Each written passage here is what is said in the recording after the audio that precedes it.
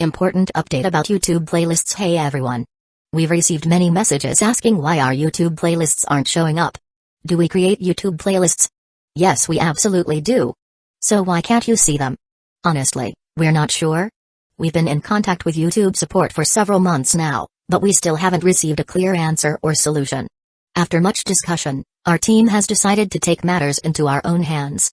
We believe the issue might be related to the number of playlists we've created on a single channel, possibly too many. Our solution? We're launching 2 additional YouTube channels, giving us a total of 3. This way, we can organize our audiobooks better and avoid the playlist visibility issue in the future. This change only affects our YouTube audience. If you're a patron supporter, you can still access all our audiobooks by visiting the collection menu on Patreon. Thanks so much for your time and continued support. Happy listening, not wasting time. Saru called out to the 3 vice admirals. They abandoned the ship and launched themselves towards Seagull Island using moonwalk, soaring at full speed into the heart of the battle. Chapter 74, Uchiha Clan.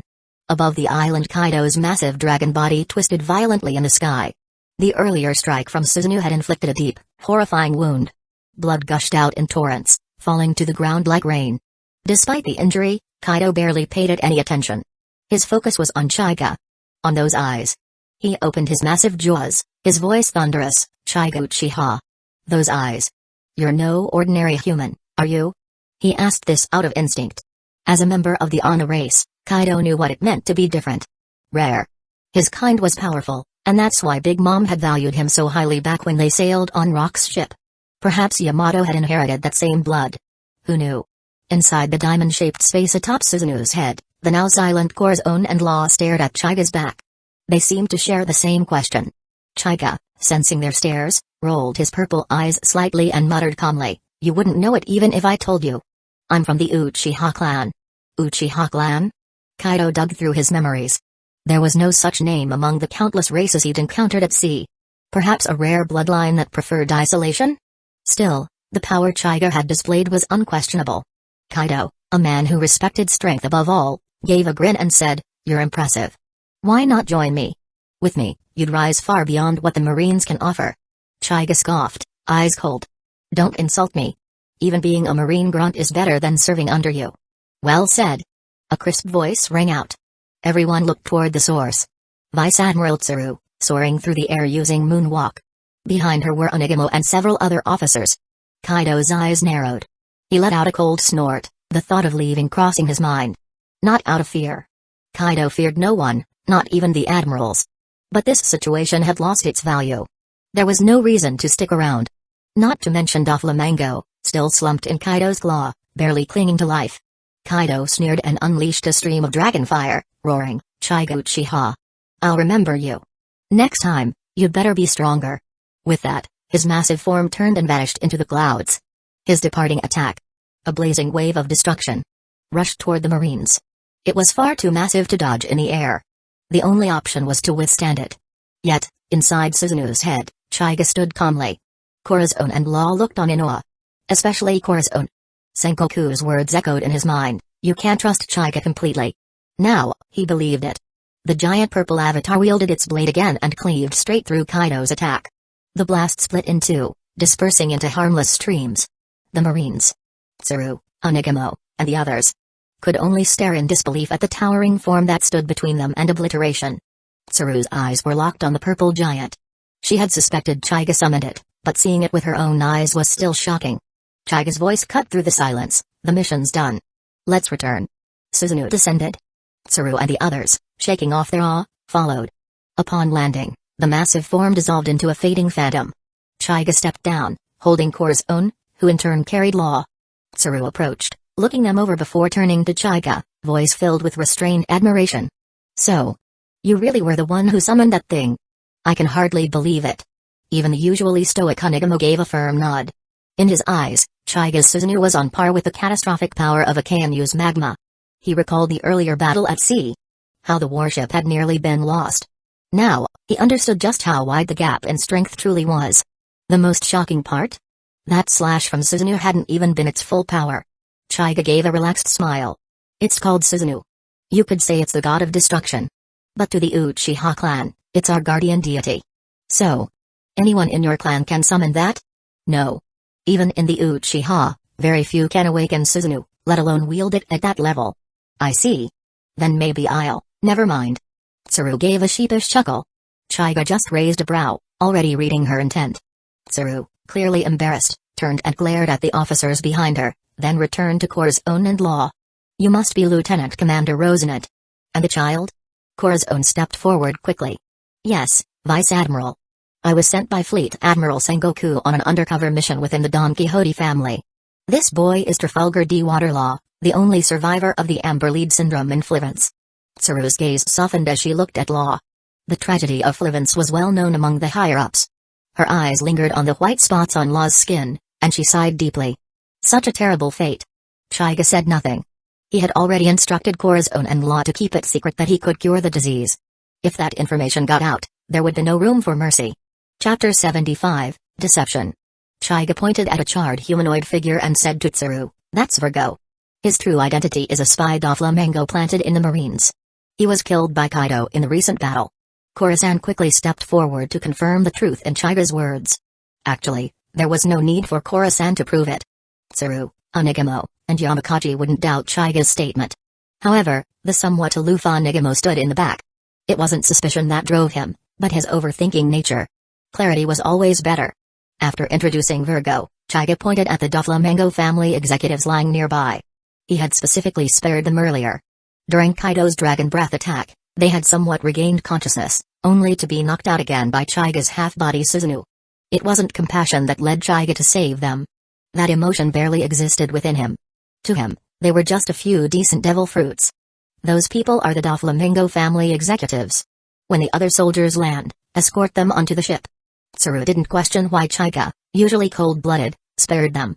She simply nodded. Seeing her cooperation, Chaiga turned to leave but faltered and nearly stumbled. Tsuru rushed forward and supported him, letting him lean his head on her shoulder. The others gathered around him quickly. Looking at his pale face, Tsuru asked with concern, "Are you alright? Were you injured during your fight with Kaido?" Chaiga shook his head weakly. "No, just used up too much stamina." "Oh, right. This is the mission objective, the Opop fruit. I'm not in shape to protect it. I'll temporarily entrust it to you." He took out the box from his door space and handed it over. At that moment, Onigamo stepped forward, offering to guard the fruit himself. He believed that with Chaiga weakened, it was best he personally protected such a valuable item. Tsuru frowned. She disliked the idea of handing the fruit over to the celestial dragons and suspected Chaiga had his own hidden plans. Would giving it to Onigamo ruin those? As she opened her mouth to argue, Chaiga suddenly said, "That would be for the best. I believe Vice Admiral Onigamo will protect the fruit well." His voice sounded confident. Onigamo puffed out his chest, thinking. "See? It all comes down to me." Tsuru glanced at Chaiga. Something felt off in his words, but she said nothing more. Soon, a large group of Marines arrived, detained the Doflamingo family, and under Tsuru's command, returned to the warship. Tsuru helped Chaiga into a room, laid him on the bed, and sat by him. "Feeling better?" "Still tired, but I'll be fine after a good sleep. It might be deep, though. Hopefully nothing happens while I rest." "All right, get some rest." Tsuru gave him a final glance and left. After a while, sensing no movement nearby, Chaiga sat up. Despite appearing weak earlier, he moved swiftly. Clearly, his exhaustion had been an act. He clapped his hands. "Wood style, wood clone. In case you forgot, he have Hashirsma cells in him. So he can use wood style." A wooden figure formed behind him, eventually shaping into an exact replica. Chaiga rarely used clones in the world of pirates. Their strength was usually limited. But this was a wood clone. Stronger, more realistic, and durable. He opened his door space and let the clone in, then commanded it to activate the Shura Fruit's ability, Hodenzachi, Law of Heaven, Image of Earth. The clone's body expanded, though it didn't grow arms. Then it made a hand sign. With a puff of smoke, Kaido stood in its place. That's right. Kaido was Chaiga's scapegoat. He originally considered Doflamingo, but the man was too crafty and weak to pull it off convincingly. Kaido, however, was a hot-headed powerhouse. Even if he denied involvement, few would believe him. And with his pride, he wouldn't explain himself. He'd fight instead. Even the world government would hesitate to confront him too directly. With preparations complete, the door space closed. The wood clone, now disguised as Kaido, opened the door to the sky above the warship and stepped through.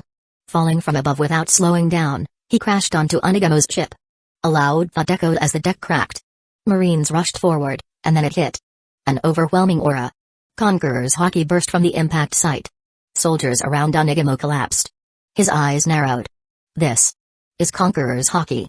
Could it be? Before he could finish, a massive figure emerged and roared, "Hand over the pop fruit, you bastards." Chapter 76, Too weak, get lost. What happened? Whoosh. Whoosh. Whoosh. 3 figures arrived on Onigamo's warship simultaneously. The other 3 vice admirals participating in the mission. When Onigamo and his comrades saw Kaido leap out of the hole, their pupils constricted. They thought to themselves, this is troublesome. Only Vice Admiral Tsuru looked calm, though her thoughts were uneasy. She had just left Chaiga Uchiha's quarters not long ago. He'd said he was going to take a nap. And now, Kaido just so happened to appear? The Kaido, transformed from a wood clone, didn't waste time. His fist, clad in armament Haki, smashed toward Onigamo, who was closest. Onigamo didn't dare be careless. He immediately drew his katana and blocked the strike. But the strike, bolstered by the Azura fruit's power, was too much. His sword shattered on impact, and Onigamo was sent flying, slamming into the ship's railing. Seeing their comrade fall, the other vice admirals exchanged glances, activated instant transmission, and charged together. Kaido laughed heartily. His muscles bulged as he swept his arm to the side. Bang! One vice admiral was knocked aside, following Onigamo. Another vice admiral launched a counterattack, utilizing his life return technique. With 6 swords held in his hair and 2 more in his hands, he slashed at Kaido's back. Clang! The metallic sound rang out, but Kaido remained unharmed. This wasn't mere invincibility. The clone only had half the strength of the original. But combined with the Azura fruit's formidable physique and the Azura path's temporary mechanization, it was more than enough. Kaido narrowed his eyes, grabbed one of the vice admiral's arms, and yanked him forward like a rag doll. Eyes wide with fear, the vice admiral barely reacted before he was slammed into the deck. Boom! A crater shaped like a man with 8 arms formed on the warship's surface. Kaido lifted him again, observing the pitiful sight. Nose smashed, blood dripping from his forehead. His arm hung limp, likely broken, though he remained barely conscious. Damn, did I go too far? Kaido muttered, a bead of sweat trailing down his temple. Even if this guy was arrogant, he was still a vice admiral. Taking advantage of the moment, Kaido placed a hand on the vice admiral's head and used a human path's ability to extract the location of the Operation Fruit model, modification human, from his memory. Meanwhile, the remaining vice admirals regrouped, preparing to strike again. Even Tsuru folded her arms, clearly readying her wash fruit ability. Kaido didn't want to keep this up. With only half his power, it was too easy to seriously injure them. And Tsuru? Chaiga would never hurt her. Thinking this, Kaido roared, too weak. Get lost. He flung one vice admiral back toward the warship and leapt after him. The vice admirals trembled. They knew the Operation Fruit model, modification human, was still aboard their ship. But stopping Kaido now was beyond them. One turned to Tsuru. Let's go to Vice Admiral Chaiga's warship. He's the only one who can stop this Kaido. Tsuru frowned. The more she watched, the more she suspected this wasn't Kaido. She'd just left Chaiga's room. Could he have made this clone? And why wasn't she attacked? If this was the real Kaido, since when did he spare women and the elderly? Still, if this was Chaiga, wasn't he off his ship? Vice Admiral Tsuru, please. We need Chaiga. Even if he's not in good condition. But I'm fine. Let me handle it. A voice rang out. Everyone turned. Chaiga's ship was nearby. On the bow, Khalifa and Dane supported Chaiga between them. His face looked pale. Onigamo and the others felt ashamed. Ain had nearly activated her ability out of panic, purple flames ready on her hands, before Chaiga stopped her. He feared her emotional spike might trigger an unwanted awakening or regression. He'd explained that he was faking it. She calmed down, now amused by his act. Chaiga glared subtly at her, and she pouted, quieting down. Khalifa, on the other hand, remained steady. She knew her boss well. Whether or not she'd been told the truth, she knew Chaiga wouldn't appear weak unless there was a reason. Tsuru said nothing, her eyes scanning the women before settling on Chaiga's face. Noticing her stare, Chaiga wondered, did I mess up my act? Isn't it convincing enough? Still, he committed to the performance. Releasing Ain and Khalifa's shoulders, he activated his Deva Path ability and slowly floated toward Tsuru's warship. Onigamo looked like he wanted to catch him in midair, worried he'd fall into the sea. Seeing this, he sighed. How about we just hand over the Opop no Mi? This is beyond our mission now. Even Kaido's involved. Chapter 77, Getting the Opop Fruit. A loud bang echoed in the sky as Kaido once again descended upon Onigamo's warship. Onigamo, having been flung earlier, was already embedded in a cabin wall and likely unconscious. The Marines on Onigamo's ship surrounded Kaido with weapons drawn. He didn't even spare them a glance. A burst of Conqueror's haki erupted from him, sending an entire ship's worth of men sprawling, unconscious. Scanning the deck, Kaido moved toward Onigamo's quarters. From the Vice Admiral's memories, he already knew the apop fruit was stored in a cabinet in the office. At that moment, Chaiga, Saru, and several others arrived on the ship. Kaido raised an eyebrow, looking at Chaiga with amusement. "It's you again. Your strength's decent, but you don't look so hot right now. What, you wanna try again?" Chaiga said nothing. His arm darkened with armament haki as he charged forward. Kaido grunted in amusement and also coated his arm in haki. Their fists collided. Boom. A powerful shockwave exploded outward, spiderwebbed cracks spreading across the deck beneath them. Behind them, Momonga and Yamakaji, who had intended to assist, were blasted back by the impact. They looked at Chaiga with growing awe. Momonga muttered. "Is this really Vice Admiral Chaiga's strength? Even while he's clearly still recovering?" Yamakaji nodded, impressed. "With power like that, I doubt he'll remain a Vice Admiral much longer." Momonga fell silent. Above Vice Admiral was Admiral, the top of the Marine combat hierarchy. There were many Vice Admirals, but only a few Admirals, each one a legend.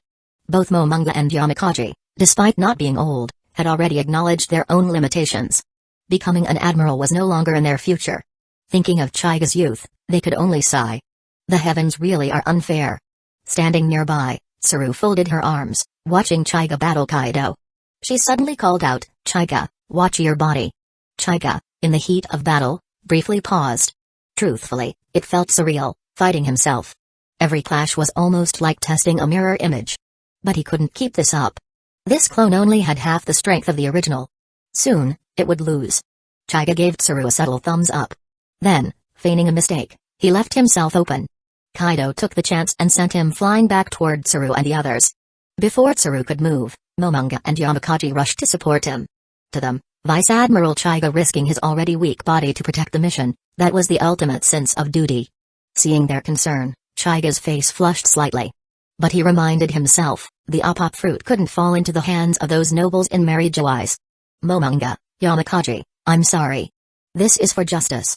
Seeing the flush in Chaiga's face, Momonga assumed it was internal damage and quickly asked, "Vice Admiral Chaiga, are you alright?" "Cough cough, I'm fine. It's just.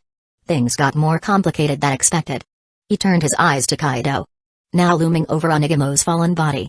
Kaido ignored Onigamo and instead scanned the office.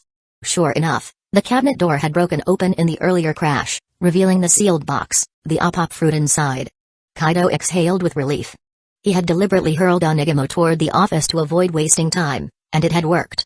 Had he not found it, he'd have had to start threatening lives, forcing Chaiga and the others to hand it over. That would have caused too many consequences. Now that he had it, he smirked and looked over at Chaiga and the others, their faces grim. "I'm taking the apop fruit. If you want it back, come find me in Onigashima."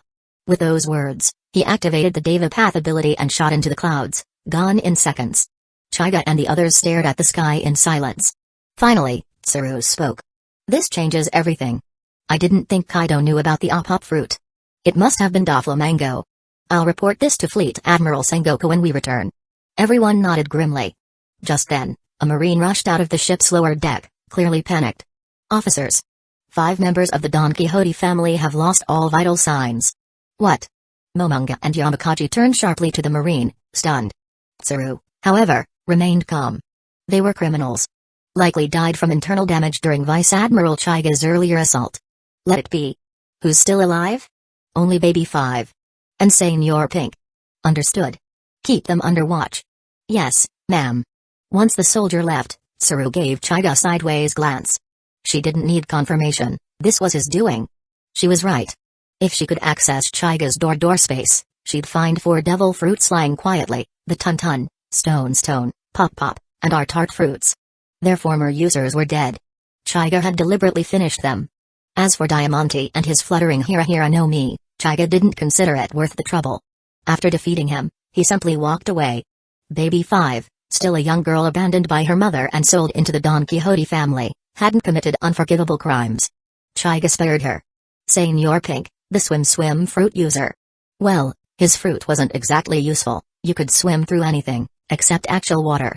Still, the man was a romantic fool, and something about him had earned Chaiga's respect when he watched the anime. So, Chaiga let him live. But he was still a criminal. Avoiding the death penalty didn't mean avoiding consequences. Impel Down would be his new home. Maybe one day, he'd walk free again. Chapter 78, Pop Pop Fruit. Back at Marine Headquarters, Crane Tsuru reported the situation to Fleet Admiral Sengoku. Upon hearing that Kaido had been involved in the mission, Sengoku couldn't help but break into a cold sweat. He knew Kaido's strength all too well. To encounter Kaido, not once but twice in a single day, was a nightmare scenario. That any Marines returned alive was already worth celebrating. Thankfully, Chaiga Uchiha had been part of this mission, otherwise, the consequences could have been catastrophic. The Vice Admirals were among the top-ranked Vice Admirals in terms of strength. Losing either of them would have dealt a heavy blow to the Marines. Crane was an even greater symbol of the Marines. If something had happened to her, Sengoku wasn't sure he could have stayed composed. Or stopped Garp from charging into Onigashima alone for revenge. Fortunately, everyone returned safely. Compared to their lives, the Pop fruit was of little significance. Thinking of this, Sengoku considered the mission's failure trivial. Chaiga had fought until total exhaustion. All that was left was to argue with the 5 elders. Crane then asked with concern, "What did Mary Joyce say?" "You don't need to worry," Sengoku replied. "I'll handle explaining the mission's outcome. You and Chaiga should just focus on resting." "Alright then, I'll leave the diplomacy to you." With that, Crane left Sengoku's office, and Sengoku proceeded to contact the 5 elders. As expected, the 5 elders were furious at the mission's failure, but the blame couldn't fairly fall on Sengoku or the Marines. A difficult opponent had shown up, Kaido.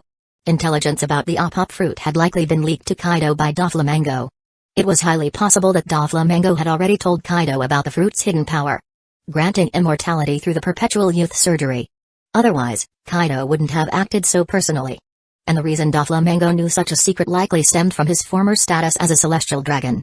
So in the end, the root of the issue was on their side. But they couldn't admit that.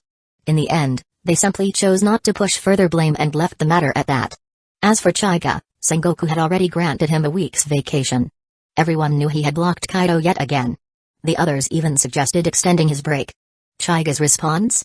"No, really. I'm fine." Back in his office with Khalifa and Ain, Chaiga reached into his door space and pulled out 4 devil fruits, placing them neatly on the table. Khalifa and Ain stared wide-eyed, as if they were looking at vegetables instead of powerful fruits. Among the devil fruits was the one Ain had gifted him. He still hadn't had a chance to research it, but he figured he'd test it on some low-level pirate later. Chaiga introduced the fruits to them, listing their names and powers, then asked Khalifa if any caught her interest. Ain had already eaten a devil fruit. This meeting was mainly to avoid excluding her. Khalifa hesitated, then shook her head.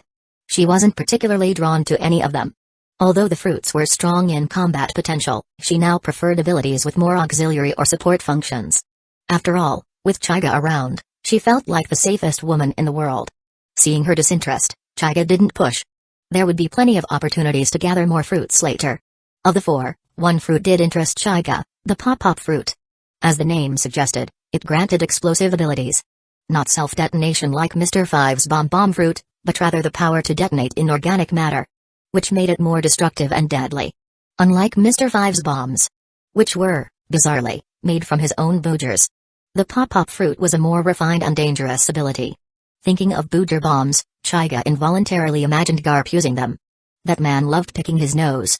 Especially in Sengoku's office. He shivered. That visual was cursed. Shaking off the thought, Chaiga stared at the Pop fruit. It looked like a black watermelon with a vine-like fuse sticking out of it. At least, that's how it looked in his imagination. Placing his hand on it, Chaiga closed his eyes and used the prepath. A few seconds later, a normal watermelon appeared on the table. Khalifa, pulling a knife from who knows where, sliced it and handed half to Chaiga. Then she offered a slice to Ain and kept one for herself, munching contentedly. They watched Chaiga quietly, as he absorbed the fruit's power. Once finished, Chaiga opened his eyes to see both women holding watermelon slices and staring at him eagerly.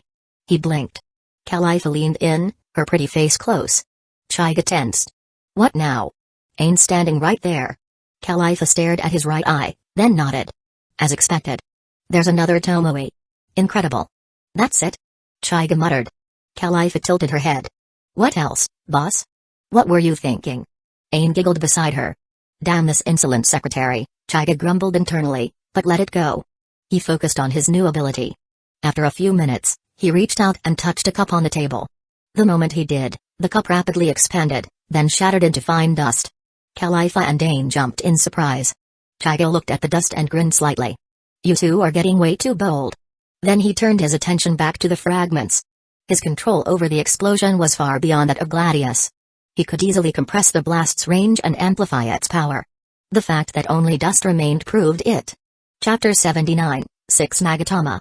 After absorbing the power of the pop-pop fruit, Chaiga put the remaining 3 devil fruits back into his door space, then took out a small black box.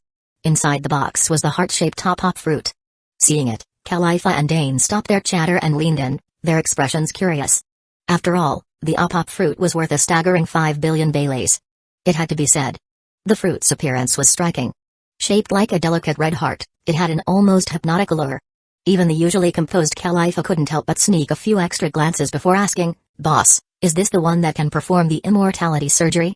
Chaiga nodded, lifting the fruit from its case. He examined it closely, recalling its lore from the anime. The pop fruit's abilities consumed a tremendous amount of stamina. So much that it could even shorten the user's lifespan. But for Chaiga, that wasn't a concern. He had Hashirama cells, which meant his regeneration and vitality were already inhuman. Combined with the Ishinagaheim ability in his right Mangekyo Sharingan, which granted near-limitless healing, he could maintain a room for a full day without flinching. OFC he have them as, how else do you think he got the Rinnegan? Some said only doctors could use the pop fruit effectively. Especially for the immortality operation. That reminded Chaiga of his time with Orochimaru, back in the Naruto world. When he had lived outside of Hidden Leaf Village, he often spent days in Orochimaru's lab. He participated in experiments involving bloodline disorders, dissecting, and cellular research. In fact, to transplant Hashirama cells into himself, Chaiga had trained under Orochimaru and learned basic surgical procedures. In the One Piece world, Law was a surgeon rooted in Western medicine, whereas Chopper leaned more toward holistic and herbal practices. Either way, Chaiga was confident. Having learned from Orochimaru, the Vegapunk of the shinobi world, his own medical foundation was more than solid. With time, he'd undoubtedly unravel the mysteries of the immortality surgery. And with his Rinnegan, sacrificing his own life wouldn't scare him. How could the Rinnegan, an eye that governs life and death, fall short? Still, after consuming the pop fruit, Chaiga knew better than to flaunt its power openly. People already suspected his arsenal of abilities was vast, but the pop fruit's techniques were too iconic. If someone from the world government spotted him using it, red flags would rise immediately. After all, the pop fruit posed a threat to the celestial dragon's interests. The 5 elders might even act personally if they caught wind of it. So subtlety was key. Besides, in actual battle, it wasn't hard to prepare ahead. As long as he expanded the room space before engaging an enemy, the ambient energy fluctuations wouldn't be noticeable. Once room was active, it was nearly undetectable inside the area it enveloped. Then came the fruit's combat power. Honestly, it was broken. Its range, versatility, and spatial manipulation were absurd. Within a room, the user was essentially God. Able to cut, swap, or alter matter and consciousness at will. Thinking of this, Chaiga shook his head and muttered. This really is a top-tier fruit. Without further delay, he activated the Preta path, absorbing the pop fruit's energy. Moments later, a 6th Tomoe bloomed in his right eye. Immediately, an oppressive aura surged from him. The walls and floors cracked as pressure burst outward. Khalifa and Ain dropped to one knee, gritting their teeth under the sudden force. Even some high-ranking Marines at Manafred felt it. In his office, Sengoku abruptly stood up, brows furrowed as he looked toward Chaiga's quarters.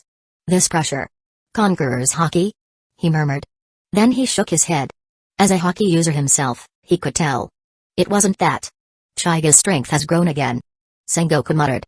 Back in the room, seeing the 2 women struggling, Chaiga quickly shut his right eye. The crushing pressure faded. Khalifa and Ain stood, pale and breathing heavily. Ain even gave him a small glare. Chaiga chuckled awkwardly.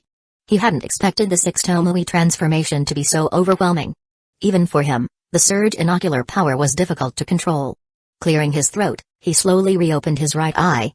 Seeing that, Ain and Khalifa instinctively stepped back. Chaiga gave them a helpless look. I've got it under control now. He reassured.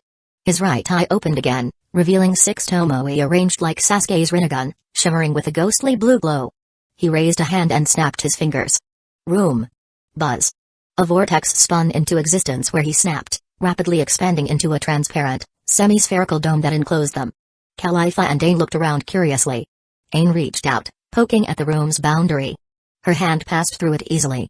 She looked at her fingers in surprise, then turned to Chaiga. So, what is this for, exactly? Chaiga gave a subtle smile. He extended a palm toward the women and gently slid it sideways in the air. The movement was slow and controlled, but still gave both women a strange, uncomfortable sensation. Ain frowned. Why do I feel weird? Khalifa nodded. It's like something brushed past me. Chaiga dropped his hand and spread his arms with a grin. You asked what the op fruit could do. I just used its scan function to check your physical condition. Good news. You're both perfectly healthy. Both women blushed. Khalifa opened her mouth. Boss, you're... Stop. Chaiga interrupted, making a firm T gesture with his hands. It's just like an X-ray. Professional. Clinical. Not what you're thinking. Chapter 80, the best version of Amanajikara. Chaiga used the power of the op fruit to finish X-raying Khalifa and Ain, locking his eyes on the two women as he said softly, shambles. Swish. Khalifa and Ain instantly swapped positions. Both of them blinked in confusion, not realizing what had just happened. Since Chaiga's op fruit ability was activated through the Rinnegan, he didn't need to make any gestures. Just eye contact to lock onto a target, which was extremely convenient. The room scan earlier was purely to play around with the ability he'd just acquired and, of course, to tease Khalifa and Ain a bit. Chaiga's mischievous streak had only grown stronger with his increasing power. After savoring the stunned reactions from the two women, Chaiga activated the op fruit again. One moment he was sitting in his chair, and the next, he appeared directly beside Khalifa. Khalifa gave him a helpless look and said, Boss, have you had enough fun? The op fruit is really weird. Ain and I experienced it firsthand. Please don't keep experimenting on us. Chaiga spread his hands innocently toward Ain, silently implying, she's the curious one. Don't blame me. Ain, catching Chaiga's teasing glance, rolled her eyes and dragged Khalifa out of the office. Once they were gone, Chaiga began testing teleportation and displacement repeatedly. His figure blinked around the office like a ghost, appearing and vanishing from one spot to another. Eventually, after swapping all the furniture in the office for fun, he returned to his chair. From the other room, Khalifa and Ain could hear Chaiga laughing uncontrollably. Ain glanced sideways. It's tough being Chaiga's secretary, isn't it? Khalifa responded, not exactly. He once told me it's a tradition of the Uchiha clan. The stronger you are, the more you laugh like that. Is that really a thing? Ain nodded slowly, deep in thought. So it wasn't insanity. It was proof of power. Apparently. Back in the office, Chaiga had calmed down. He tapped rhythmically on his desk, clearly in a great mood. Thanks to the op fruit, which allowed free manipulation of objects within room and teleportation, Chaiga recalled Sasuke's Amanajikara. The Rinnegan ability that forcibly swaps the positions of people or objects within the user's field of vision. But compared to that, Chaiga's room technique was vastly superior. Amanajikara had limitations. Distance and cooldown. As seen in Sasuke's battle with Madara. But in Chaiga's room, those restrictions didn't exist. As long as the room was large enough, Chaiga could appear anywhere within it and swap any objects. However, based on battles like the one on Onigashima, powerful enemies with strong haki could resist forced swaps. Still, within room and with enough stamina, Chaiga could execute unlimited operations. No cooldowns. No real limits. He had basically obtained a fully optimized version of Amanajikara. What wasn't there to be excited about? But that wasn't all. Chaiga's gaze landed on a potted plant across the office. A gray vortex formed from his right eye, spinning clockwise and enveloping the plant. As it turned, the leaves yellowed, dried, and crumbled. Eventually, the entire plant disintegrated into dust. Chaiga knelt beside it, letting the brittle remains fall between his fingers, watching as they dissolved into the air. This was the ability he awakened after his Rinnegan evolved to 6 Tomoe. A unique time-based power called Chrono Will. The power formed a time vortex at his line of sight, accelerating the flow of time for whatever it locked onto. Its effectiveness depended on Chaiga's pupil's strength and the target's resistance. At his current level, if he locked onto someone like Doflamingo with full power, he could potentially age him to death in 5 seconds. The ability was like a Mangekyo Sharingan's personal jutsu. Awakened with the eye itself. Chaiga theorized that the reason he reverted to a 6-year-old upon arriving in the One Piece world was that, in a moment of desperation, he had activated the Rinnegan at full throttle, unintentionally triggering Chrono Will in reverse. But now, Chrono Will could only accelerate time. Not reverse it. He assumed the left eye's power had not fully awakened yet. The Rinnegan worked best in pairs. Madara, for instance, could only summon one limbo clone with one eye, but gained 4 after recovering the second. So Chaiga believed that when his left eye reached 6 Tomoe, Chrono Will would be strengthened even further. And possibly, a new unique ability would awaken as well. For now, he was more than satisfied. This mission to Swallow Island had been a jackpot.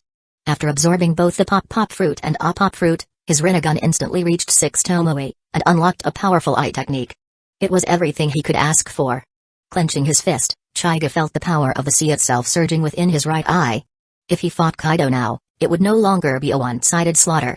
He could truly challenge the 4 emperors, and maybe even take him down. And that was just with one 6 Tomoe eye. If the left eye also awakened fully and gained its own 6 Tomoe, who knows? Perhaps he would unlock 6 Paths mode, and summon truth-seeking orbs, sweeping all obstacles aside. But he couldn't afford to be careless. The world of One Piece wasn't done unfolding yet. The secrets of Mary Jo Eyes, the true power of M, and countless mysteries still awaited. For now, Chaiga's goal was clear: collect powerful devil fruits. Awaken the left eye. Create 6 Rinnegan puppets. Expand his force. Because in this world, strength was everything. Chapter 81, Curing Law. Inside the marshal's office, Sengoku looked at Corazon, who stood before him, wearing a benevolent expression. He said softly, "Welcome back to the Marines, Roxanne." Corazon was touched. He had narrowly escaped death this time. Ever since his father was killed by his brother, he had become a complete orphan. Sengoku had taken him in, becoming a foster father in everything but name. To Corazon, Sengoku was like family. He taught him discipline, the meaning of justice, and gave him a second chance by allowing him to join the Marines. Through Sengoku's guidance, he gained strength and purpose. Thinking about it, Corazon opened his mouth with difficulty, his voice trembling. "Long time no see, Fleet Admiral Sengoku. I'm back." He had wanted to say father. But the weight of that word was too much. Every time he thought of it, the image of his real father's death flashed through his mind. Too painful to bear. "It's good you're back. This time, it's all thanks to Chaiga. He's your savior. And mine. Fleet Admiral Sengoku." Corazon couldn't hold back any longer. Tears poured down his face, and his expression crumpled. Sengoku, too, felt a mix of emotions, and his eyes began to mist. Suddenly. Clack. "Sengoku. Got any senpai?" "Huh?" Garp burst through the door and froze mid-step as he caught sight of the emotional scene. "Vice Admiral Garp, it's been a while, hee." Corazon quickly wiped his face and tried to act like nothing happened. A thick vein appeared on Sengoku's forehead, his fist clenched tightly. In a flash, he was right beside Garp. "You disrespectful fool. No, I don't have any senpai. And how many times have I told you? Knock before entering my office." Wham! Sengoku's punch landed squarely on Garp's head. Holy crap. It was obvious Sengoku had been waiting for this opportunity. The punch, though not reinforced by Haki or devil fruit, was fueled by years of suppressed irritation. Garp dropped to a squat, cradling his head with a grimace of genuine pain. Sengoku stood over him, a rare smirk on his face. That punch had been satisfying. He felt a decade younger. He even wondered, should I punch Garp before every battle to fire myself up? Raising his fist again and studying it, Sengoku had a thoughtful look. "You bastard. Sengoku, you actually hit me that hard? After all these years? I'll remember this." Garp stood up in disbelief, his face a mix of betrayal, frustration, and shock. "Humphrey. Let that be a lesson." Sengoku returned to his seat. When he looked up again, Corazon was still staring at him. This time with a strange expression. "Damn it, I lost my composure again. Garp just makes it so hard to stay dignified. My image as Fleet Admiral. Ruined." Clearing his throat, Sengoku said solemnly, "Anyway, don't ever forget Vice Admiral Chaiga's help this time. He saved your life. And that child's. You owe him more than you can repay in a lifetime." Corazon nodded seriously. "I understand, Fleet Admiral Sengoku. My strength might be lacking, but if Vice Admiral Chaiga ever needs me, I'll give everything I have. My life if necessary." "There's no need for that," Sengoku replied bluntly.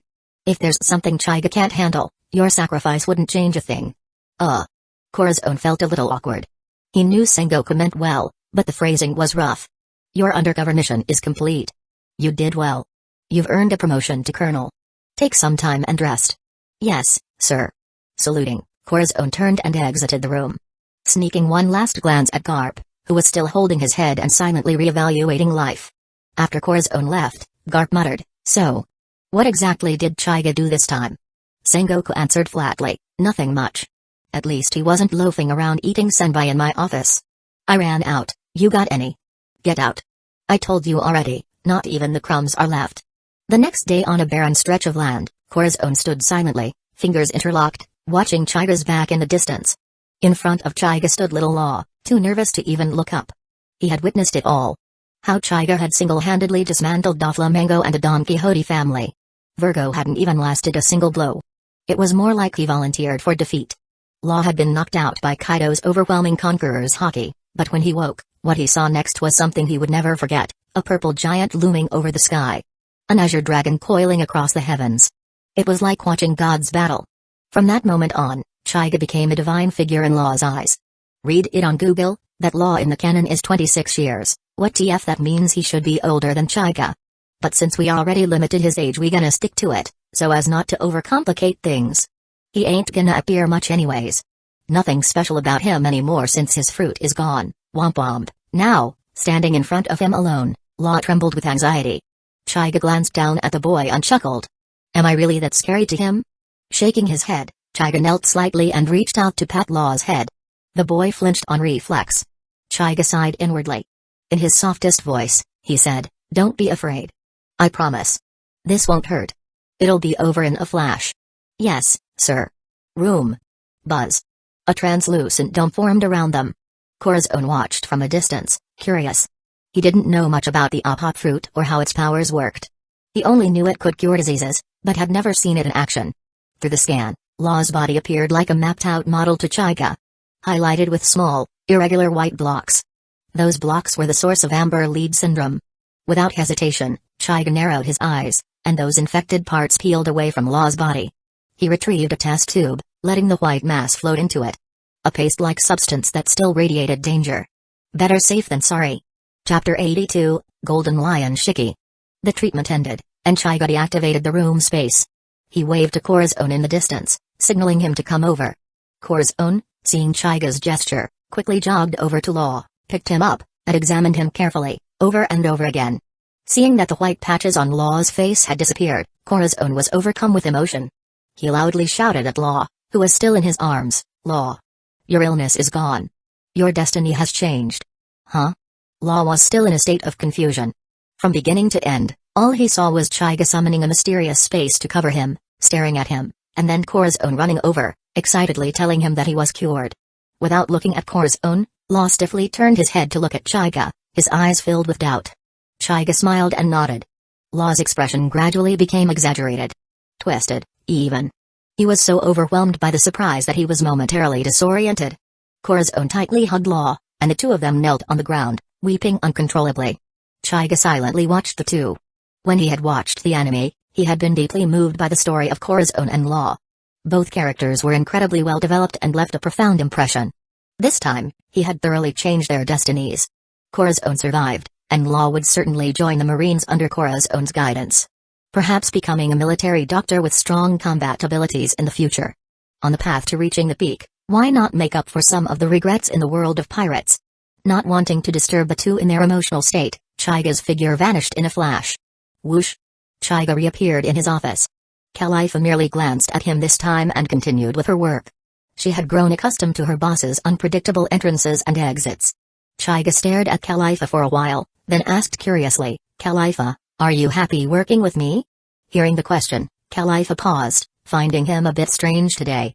However, she answered very seriously, happy. Happy about what? Because you're here. Alright, Khalifa's ability to disarm him was still formidable. Chaiga, who had wanted to say more, immediately lost his momentum. After a moment of silence, the den mushi on the desk rang. The moment it made a sound, Chaiga immediately answered. Before he could speak, a rough voice rang out, Moshi, is that Chaiga? I'm Garp. Are you free recently? Hearing Garp's voice, Chaiga was stunned.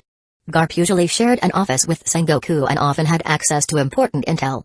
Was there something serious this time? Thinking that, Chaiga's tone became serious. This is Chaiga. I'm free for now. What's the matter, Vice Admiral Garp? Well, can you make a trip to the East Blue? East Blue?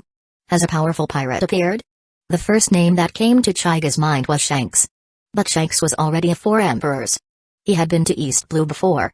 Had history changed again, and Shanks was making a comeback? No, no, I want you to go to Fuusha village in the East Blue and help me educate my grandson. His name is Luffy. Oh no. Don't be like that, Chaiga. I heard from Sengoku that you have your own unique approach to raising kids. That introverted boy listens to you like a little lamb. Introverted boy. Was he referring to Law? Chaiga thought. He just let Law experience the thrill of a Gundam-like cockpit. Did Garp have a Gundam? Hearing Garp's plea, Chaiga was speechless and was about to hang up. Garp, realizing Chaiga hadn't responded in a while, quickly shouted through the Den Mushi, "Don't hang up, don't hang up. That brat Luffy has been brainwashed by that bastard Shanks and keeps shouting about becoming the Pirate King. I've given him several fists of love, but it's no use. Can't you just treat it as a vacation to East Blue?" Garp's tone was surprisingly sincere. Like he was about to bow his head. Just then, another voice came through, "Chaiga, this is Sengoku. There are reports that Shiki has recently appeared in the East Blue. If possible, you should still make the trip. Shiki cut off his own legs to escape impel down, so his strength should be significantly reduced. If you can capture or eliminate him, it would be a strong accomplishment for your career." Sengoku's message was clear. This was an opportunity. Defeating Shiki would be a major stepping stone toward Chaiga becoming an admiral. As for whether Chaiga could actually beat Shiki, Sengoku hadn't even questioned it. Given Chaiga's past battle records and the overwhelming aura he had demonstrated just days ago, Sengoku firmly believed Chaiga had the power to take down Shiki in his current state.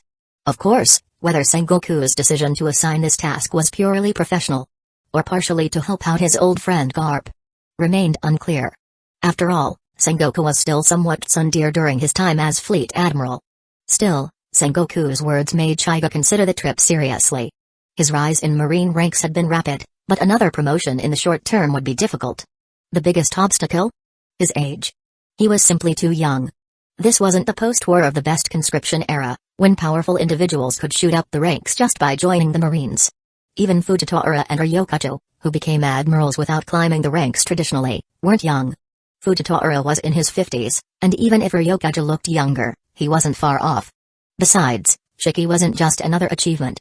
He was also valuable material. Let's talk about the float fruit model, Flying Human Devil Fruit. The float fruit. It allows the user to fly and levitate objects. In the movie, Shiki had shown incredible control, using it flexibly to float and maneuver all sorts of things. But Chaiga believed that part of the reason it looked so strong was because it was featured in a movie. The other part was that Shiki had likely awakened the power of the float fruit model, Flying Human Devil Fruit.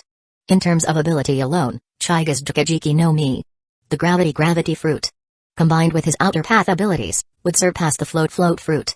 So, Chaiga had no plans to absorb the fruit. But he wouldn't waste it either. Shiki, with his abilities, would make the perfect outer path puppet. If he did kill him, he might leave the fruit inside Shiki's body and then project the outer path control onto him. A puppet like that could rival, or even surpass, Shiki in his prime.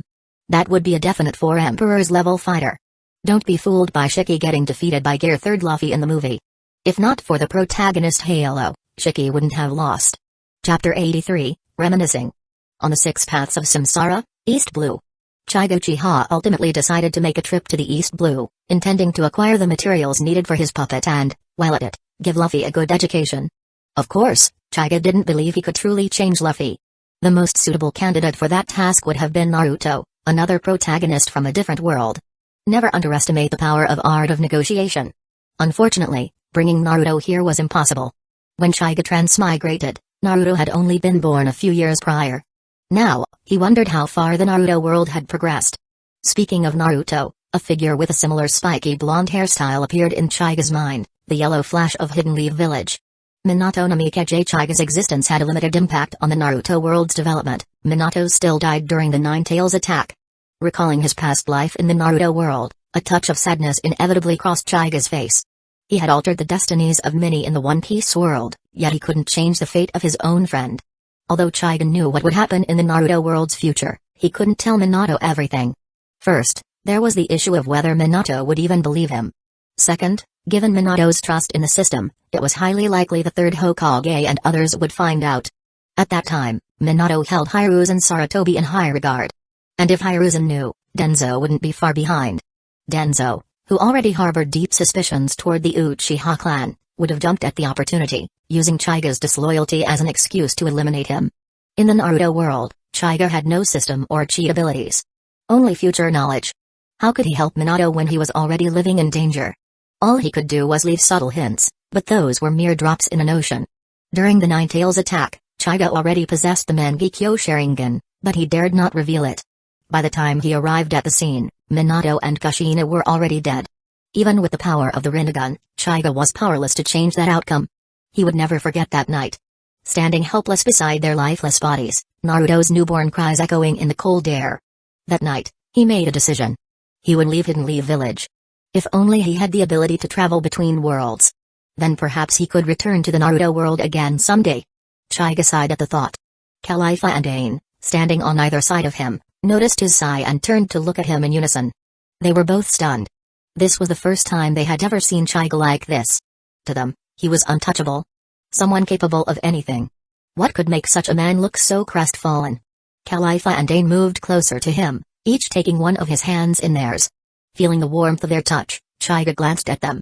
He saw the concern and worry in their eyes. He gave them a soft, reassuring smile.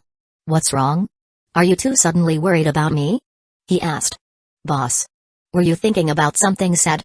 Was it about your family?" Khalifa asked cautiously. She remembered Chaiga once telling her he was the last surviving Uchiha in this world. She didn't know how such a powerful clan could be reduced to one person, but she assumed that was the source of his grief. Chaiga waved a hand with a hint of melancholy. "I'm fine. Just thinking about a friend." "Is he gone?"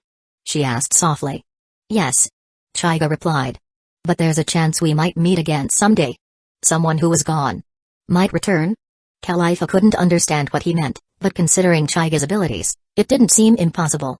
Ain, who had been quiet, suddenly pointed toward the horizon. "Chaiga, look. There's an island over there." Chaiga and Khalifa blinked at her, surprised by the outburst. Since leaving headquarters, they'd passed by countless islands. Ain's excitement was like someone pointing at a car on a highway and yelling, "Look! A car!" Noticing their expressions, Ain's face turned red. She realized how silly she sounded. But she had meant to distract him. Unlike Khalifa, Ain didn't always understand Chaiga's mood. In moments like these, she felt clumsy and helpless. So, she did what she could. Even if it was just making a goofy comment. Standing straight and stiff, she mumbled awkwardly. "I just wanted to distract you." Chaiga and Khalifa both chuckled. Khalifa quickly pulled Ain into a warm hug, cooing like a mother to a daughter. Ain, you're just too adorable." Ain mumbled, flustered. Watching the two, Chaiga smiled. The gloom in his chest eased. He had already gained more in this world than he ever imagined. With the Rinnegan, some regrets might yet be undone. But for now, he would cherish what was right in front of him. Suddenly, the ship's navigator rushed over, pointing to the very island Ain had mentioned. "Vice Admiral Chaiga. Strange currents have appeared near the island. The warship's been caught. We might be pulled in any moment." Chaiga frowned. They had already been dragged in before noticing the currents. That was late. Still, it wasn't the navigator's fault. The crew was handpicked by Fleet Admiral Sengoku for their skill. This must have been an unpredictable natural event. Even so, Chaiga made a mental note, he needed a top-tier navigator. One who could help them avoid trouble like this altogether. He waved the navigator off calmly. "I understand. You can go. Don't worry. I'll have the ship stop nearby. I'll go investigate the island myself." "Yes, sir." As the navigator ran off, Chaiga examined the island. There was something unusual about it. More and more currents had begun forming, pulling the ship toward the shore. And in the sky above the island, a flock of giant birds circled ominously. The ship shook violently beneath their feet. Chaiga snorted, floating into the air. Hovering above the deck, he reached out and placed one hand on the warship. Almighty push. Boom. A repulsive force erupted from his palm, engulfing the warship and blasting it safely away from the current's grip. His control was flawless. There wasn't even a scratch on the ship's hull. With the ship secure, Chaiga turned midair and rocketed toward the mysterious island, propelled by his own repulsion force. He was going to uncover what secrets lay hidden there. Chapter 84, Animal Path. Successfully landing on the strange island, Chaiga surveyed his surroundings. The area was littered with shipwrecks. Likely merchant vessels or pirate ships swept in by the wild currents surrounding the island. Currents, giant birds, shipwrecks. These oddities concentrated in one place gave Chaiga a strange sense of familiarity, as if he had heard of this place before. Yet, he couldn't quite place it. Shaking his head, Chaiga circled the island a few times but ultimately found nothing of note. Returning to the shore, he felt a pang of disappointment. He had initially believed he'd stumbled upon some hidden dungeon, but it turned out to be just a slightly dangerous, uninhabited island. Still, Chaiga remained unconvinced. Given the number of shipwrecks here, there had to be a substantial amount of treasure waiting to be recovered. He wasn't exactly rolling in Baileys, so why not scavenge what he could? With that thought, Chaiga snapped his fingers. Room. Buzz. The room space expanded, enveloping the entire island. Scan. Within moments, the appearance of every object inside the wrecked ships materialized in Chaiga's mind. He had to admit, the sheer volume of treasure was impressive. Reaching out, he opened a shimmering doorway in the air. With a thought, all the treasure aboard the ships instantly transferred into his door space. The interior sparkled with golden brilliance, practically blinding. Chaiga smiled, satisfied with the mountain of treasure now in his possession. If not for a few hidden wealthy elites among the Marines, he might have just become the richest Marine of all. He wondered about Kizaru's finances. Once he became Fleet Admiral, perhaps he'd give Kizaru a raise just to test whether the phrase, with salary in place, 4 emperors laid to waste, held any truth. Finished with his treasure collection, Chaiga didn't leave just yet. He used room shambles once more. During the earlier scan, he had detected a life form inside one ship's cargo hold. Judging by the outline, it seemed to be a giant bird. Swish. Sure enough, a massive bird materialized before Chaiga. It was nearly the size of a ship itself. How it had squeezed into a cargo hold was anyone's guess. The bird stood there, frozen. It had gorged on rotten food and even swallowed some treasure.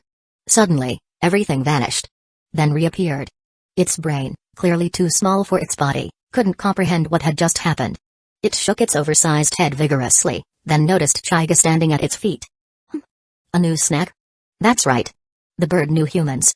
To it, the wrecked ships were just floating takeout boxes. Every time a new one washed ashore, more little chunks of meat like Chaiga came along. Chirp. The bird chirped gleefully. It hadn't eaten meat in a while and was getting impatient. Chaiga stared blankly at the oversized bird, then calmly dispelled the room space and casually threw a simple punch at its gut. As casually as one might swat a fly. Thump. Chirp, chirp, chirp. With its stomach hit, the giant bird squawked in pain, its beak opening wide as it vomited up a mix of debris. Rotten food, coins, and a beautifully decorated small box. It then stared at Chaiga in utter terror.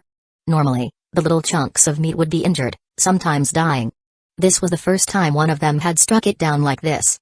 Not willing to fight something it couldn't beat, the bird tried to flee. But the moment it spread its wings, Chaiga's glare locked onto it. Under the chilling gaze of Chaiga's Rinnegan, sweat beaded on the bird's massive head. Trembling, it folded its wings and curled up, shrinking into an egg-like shape as it tried to look harmless. Chaiga ignored it, instead turning his attention to the small box lying in the sand. "Did I just get a drop?" he muttered. He raised his hand, drawing the box to him. A quick water-style jutsu washed off the slime. It had just come from a bird's stomach, after all. He didn't bother scanning it with room. He wasn't worried about traps or poison. He just wanted the thrill of opening it blind. With a flick of his wrist, he opened the lid. Inside was a fiery red fruit. Chaiga blinked. A flicker of disappointment flashed across his face. It looked like a dragon fruit, with flame-shaped markings. Its identity was unmistakable, the flame fruit model, fire human devil fruit. The flame fruit. Famously dubbed the fruit not even dogs would eat. No wonder this place had felt familiar. Wasn't this the ant nest hell mentioned in Ace's spin-off novel? Ace had eaten the flame fruit model, fire human devil fruit here. Starving, he'd split the fruit with someone else. He swallowed his half first. And gained his flame powers. As he suspected, this was just a mid-tier dungeon. The enemies weren't particularly strong, so he shouldn't have expected a high-tier drop. Chaiga turned to glare at the cowering bird.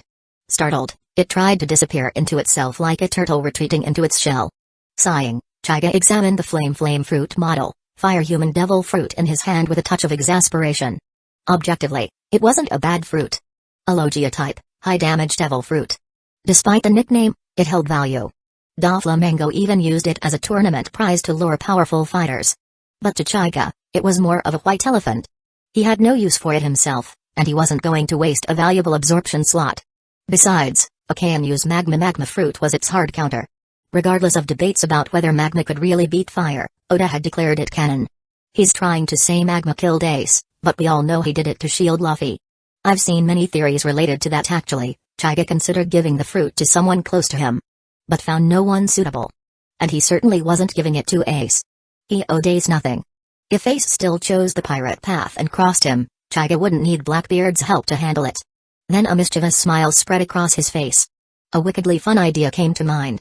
Placing a palm on the ground, Chaiga let out a low growl. Summoning jutsu. Boom. A dog larger than even the giant bird appeared. It had 3 snarling heads. It was the most powerful summon of the animal path besides Metis, the Cerberus. Chaiga tossed the flame fruit model, fire human devil fruit toward the middle head. The fruit slid straight down its skullet. Moments later, flames burst from all 3 heads. The Cerberus snarled as fire wreathed its jaws. It had become a literal hellhound. Chaiga looked at his masterpiece in satisfaction. Who said the flame fruit model, fire human devil fruit wasn't fit for dogs? Chapter 85, Windmill Village. Recalling the dog into the animal path's summoning space, Chaiga glanced at the giant bird trembling beside him, wondering how to deal with this creature. There was also a bird-type summoning beast in the animal path, but it wasn't as large as this one. Judging by the attack it had launched at Chaiga, its strength was quite impressive. Perhaps it had grown stronger after devouring those pirates. The giant bird seemed to sense that its fate lay in Chaiga's hands. A submissive look appeared on its Sabian face. It stretched its neck low and pressed its head to the ground in surrender. Seeing that the giant bird was unexpectedly sensible, Chaiga found it amusing. Stroking his chin, he muttered, "Very well, I'll let you become my summoning beast." He walked to the bird's head, examined it, and said, "You're clumsy and foolish. From now on, I'll call you Rookie." Rookie chirped twice, apparently unbothered by the new name. Chaiga stared into Rookie's eyes and activated the animal path's power. Rookie's massive eyes transformed into Rinnegan. From that moment on, Rookie had become Chaiga's summoning beast. Patting Rookie's head, Chaiga ordered it to ascend into the sky while he stayed behind. Looking back at the small island, Chaiga bent down and pressed his palm to the ground. This place has no reason to exist anymore. The moment the words left his mouth, the entire island began to tremble. Cracks rapidly spread across its surface, glowing with blinding white light. With a thunderous explosion, the small island burst apart and vanished from the sea without a trace. Hovering upward, Chaiga landed atop Rookie, who was already circling in the air. Letting out a high-pitched screech, Rookie flew in the direction of the 6 paths of Samsara. Meanwhile, on the marine warship, soldiers on deck noticed the giant bird approaching and quickly reported it to Khalifa and Ain. With Chaiga absent, the 2 women were currently the highest-ranking officers on board. As Khalifa and Ain reached the deck, the bird had nearly arrived. Ain took a step forward, preparing to use moonwalk to engage it, but Khalifa stopped her. She shook her head, sensing that the bird was once again tied to their enigmatic superior. Sure enough, as the bird reached the warship, it burst into a puff of smoke. Chaiga descended through the dissipating cloud and landed on the deck. Seeing him, Khalifa and Ain sighed in relief, then silently returned to their duties. They didn't ask where the bird came from. When it involved Chaiga, nothing ever seemed ordinary. In a bar in Windmill Village, Makino stood behind the counter, absent-mindedly wiping a glass. Not long ago, Sabo's small boat had been destroyed on orders from a celestial dragon, and his fate remained unknown. Luffy and Ace had been crushed by the news, barely speaking for days. Makino had been deeply worried about the 2 boys. "Yeah, I know the timeline is fucked up and shit. We all know Sabo should have died long ago and Luffy should be 12 plus or so don't give it a bad review cause of it. I'm just a TL, the book is purely for entertainment." After a while, she stopped wiping, sighed softly, and thought, "Poor Sabo. I hope Luffy and Ace are feeling a little better. They're probably still training in the forest." A soft voice suddenly spoke, "Bartender, a glass of orange juice, please." "Ah. I'm sorry, I was distracted. I'll get it right away." Snapping back to reality, Makino smiled politely. Until her eyes met the stranger's. She froze. His eyes were unlike any she'd ever seen. Purple, with concentric black rings and 6 strange tomoe in the right eye. They pulled at her awareness like a whirlpool, threatening to draw her in. The man was Chaiga. He had docked his warship nearby, changed clothes, and made his way to Windmill Village alone. Seeing Makino staring, Chaiga gave a small, polite smile. "Is something wrong? Do I look scary?" Pulled from her trance, Makino quickly bowed her head. Sorry. It's just your eyes, they're really unique. I didn't mean to stare. This one's on the house." "Haha, no need. Just make it, I'll pay." "Alright." Makino quickly turned around and got to work. A short while later, she placed a large glass of orange juice in front of him. Seeing that it was almost the size of a bucket, Chiga chuckled and took a few sips. Surprisingly good. You're quite skilled. Makino's nervousness faded at the praise. Smiling warmly, she asked, Thank you, sir. You look unfamiliar. Is this your first time in the village? Yes. I'm here on someone's behalf to check in on his grandson. Oh? Who would that be? I know almost all the kids here. Monkey D. Luffy. Luffy? Makino stopped wiping the counter. Then you must know Grandpa Garp. Are you a Marine? I am. May I ask your name? Of course. Chiga Uchiha. Her eyes widened, and she gasped, covering her mouth. She knew that name. Everyone did. The youngest vice admiral in Marine headquarters. A terrifying powerhouse whose rise was rumored to be only just beginning. Many said he would be an admiral before long. Some patrons nearby who'd overheard the name looked up in awe. Chiga was mildly surprised by her reaction. Given that Makino had known Shanks, of 4 emperors, her reaction seemed overblown. After all, he was still just a vice admiral. Curious, he asked, do you know Shanks? Has he been here recently? Makino's face twisted in disgust. She replied coldly, Of course. That red-haired bastard. Luffy started dreaming of becoming Pirate King because of him. Huh? Chiga was stunned. In the anime, Makino had a close relationship with Shanks. Some even speculated she had his child. Had history changed again?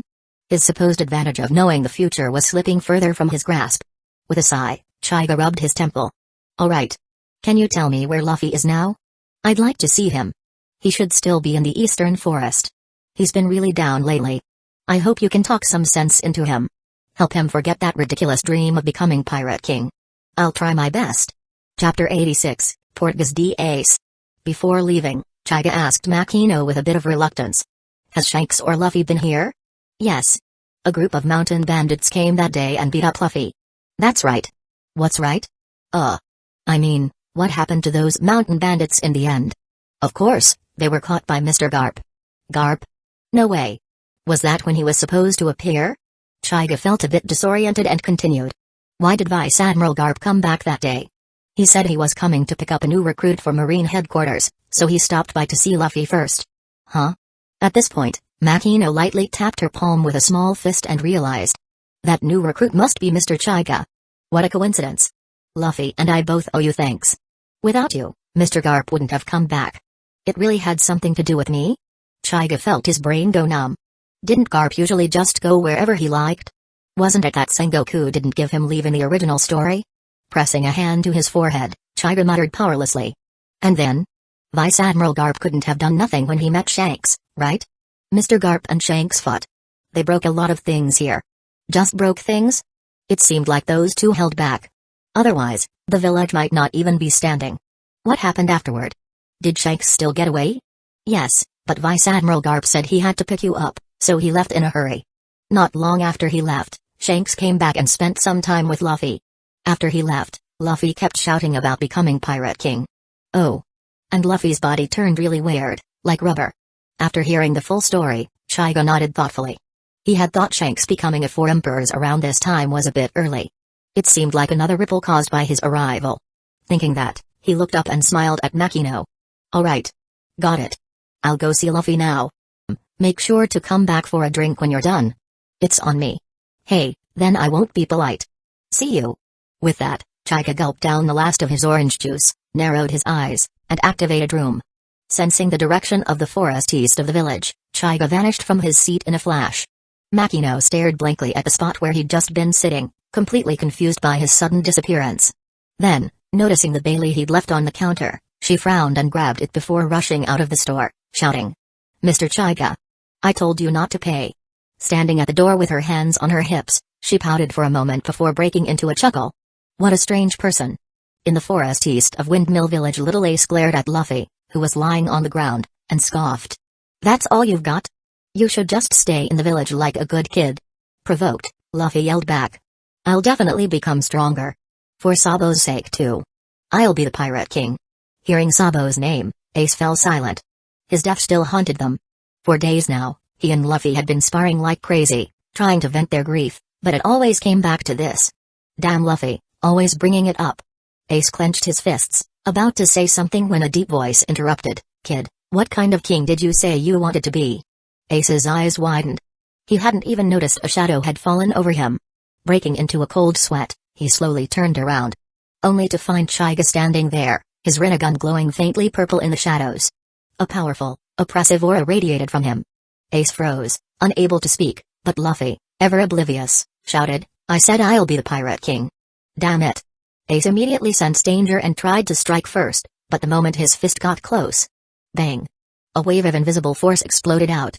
Ace was sent flying into a tree, then crumpled to the ground, groaning. Even so, he gritted his teeth and shouted, "I can't move. Luffy, run." Chaiga raised an eyebrow. Still conscious? Not bad. Roger's bloodline, after all. That almighty push was mild, but even an adult would have been bedridden for weeks. Yet this kid could still shout. He showed no emotion on his face, just warned flatly. "Try to attack me again, and you won't even get to speak next time." Damn it. Who the hell are you? A Marine.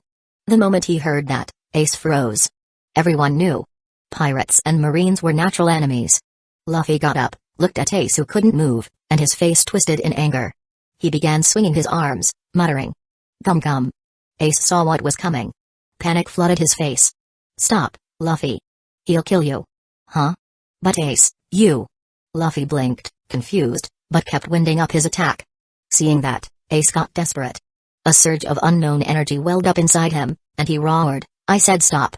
Are you listening to me?" Buzz. A shockwave burst from Ace's small frame. Conqueror's hockey. Wind howled.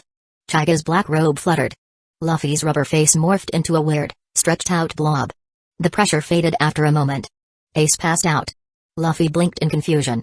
Huh? Something crazy just happened. What was that? Only Chaiga remained standing, arms crossed, expression flat. But with the corner of his mouth twitching. He knew exactly what it was. Ace had just awakened Conqueror's hockey. Unintentionally. But with both Luffy and Chaiga being natural-born conquerors too, the effect had been null. So from their perspective, nothing really happened. Still, Chaiga thought with amusement, wasn't I supposed to attack Luffy, and then Ace would unleash hockey in desperation? Instead, it happened just because he got too emotional scolding Luffy? Everything really is off script. Chapter 87, Who's Roger to you? Where am I? Luffy? After an unknown amount of time, night had fallen. Ace groggily opened his eyes, and Luffy's face appeared in his blurry vision. But when he fully processed the scene in front of him, his blood ran cold, and his body trembled violently. At that moment, Luffy was just a disembodied head, eyes closed, tied up along with the rest of his body and placed beside Ace. Luffy. Ace's eyes turned bloodshot. He struggled to move closer when suddenly, Luffy. Just ahead. Opened his eyes upon hearing Ace's voice and shouted, "Ace. You're awake?" "Nani?"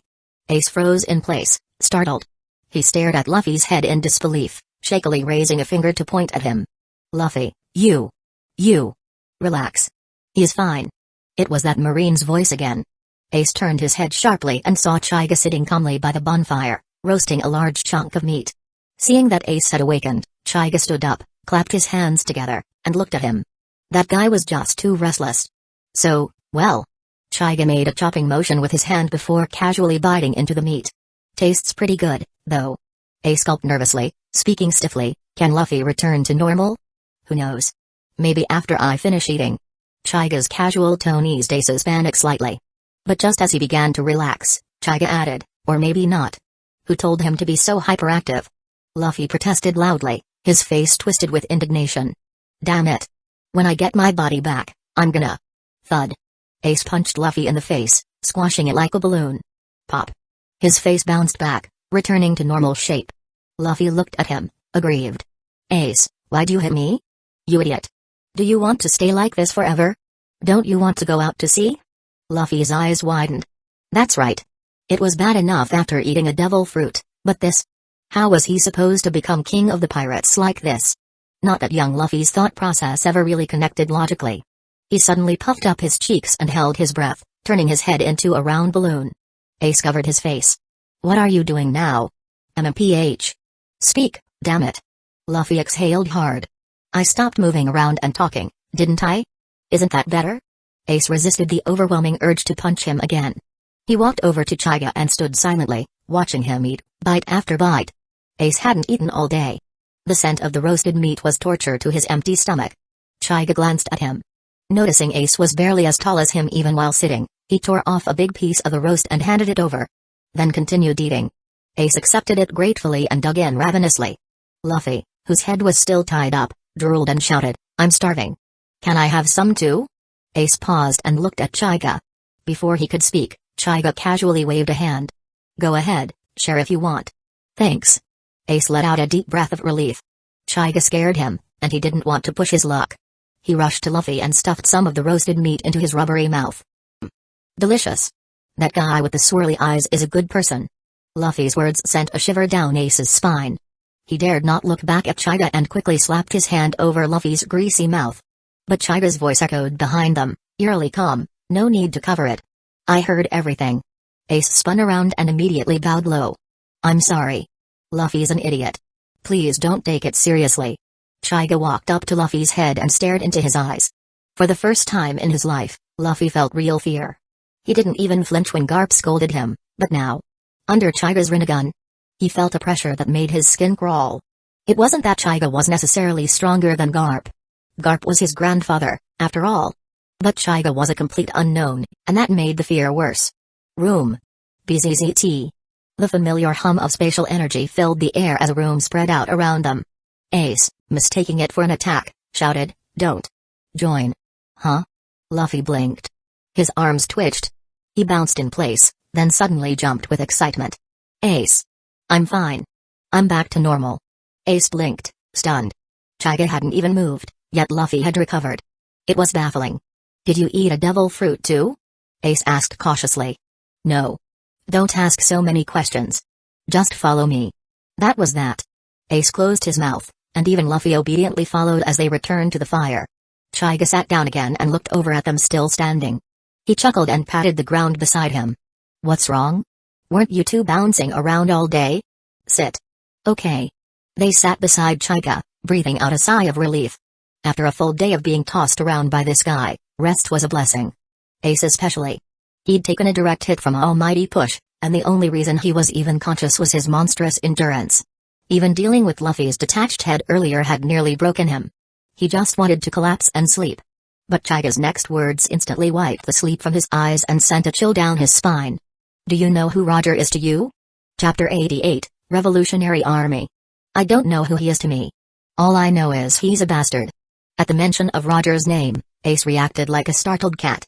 Chaiga showed no reaction to Ace's outburst, merely nodding in agreement and stating casually, "He certainly is a bastard. This so-called Great Pirate era is pretty much his fault. Now every Tom, Dick, and Harry wants to be a pirate. You can imagine how many lives and homes have been destroyed because of these so-called scourges of the sea." Chaiga's words struck like a blade to Ace's heart. He already despised the blood of Goldie Roger flowing in his veins, and now a wave of guilt rose up within him. Luffy, though a bit scatterbrained, had a good heart. He fell silent after hearing Chaiga's words, but after a moment he mumbled, "But pirates are the freest people on the sea. I still want to be a pirate. I'm going to be the Pirate King." The moment those words left his mouth, Luffy felt a strange force pull him violently toward Chaiga. Chaiga grabbed Luffy by the neck midair, his grip tightening just enough to turn Luffy's face red. "MMPH. Let me go." Ace rushed forward to help, but Chaiga shot him a glare that froze him in his tracks. Ace instantly understood. There was no way he could stop Chaiga with sheer force. Chaiga's eyes were cold, filled with a sharp, unsettling aura. "Say Pirate King to me one more time, and you're never leaving this place." Luffy's face paled. The seriousness in Chaiga's eyes shut him up immediately. Without sparing Luffy another glance, Chaiga turned to Ace. "And you? You hate Roger, yet you still want to follow in his footsteps. You still want to become a pirate?" Ace hesitated. He couldn't deny that part of the reason he wanted to be a pirate was because of Luffy and Sabo. They believed pirates were free, and that idea had stuck with him. But another part of him wanted to become the Pirate King to surpass Roger. To prove he wasn't just his father's son. Now, after hearing Chaiga's words, he was shaken. He knew why so many people hated Roger. Over the years, from rumors and stories he'd heard, he knew most pirates were nothing more than thieves and killers. He couldn't stand what they represented. Seeing Ace hesitate, Chaiga gave a faint nod. "There's hope," he thought. Ace and Luffy were fundamentally different. Unlike Luffy, Ace had always lacked a place to belong. That emptiness would one day lead him to join the Whitebeard pirates in search of a family. Ace's drive to become Pirate King wasn't weak, but compared to Luffy's unwavering conviction, it wasn't quite enough. Luffy would rather die than serve under someone else's flag. Ace? Not so much. Maybe I can actually steer him onto a better path. Chaiga thought. If you want to prove you're stronger than your father by becoming some pirate and replacing him, then let me just say this, you're childish. And worse, boring. Ace's face darkened at the bluntness, but Chaiga didn't care. He continued, you feel indignant? Fine. But to willingly become the very thing you hate, just to chase some shallow idea. Isn't that just plain stupid? Chaiga's words hit Ace like punches to the chest. His hands balled into fists as tears welled up. He couldn't hold them back. Then what do you expect me to do? I want to be free. I don't want to live in that man's shadow.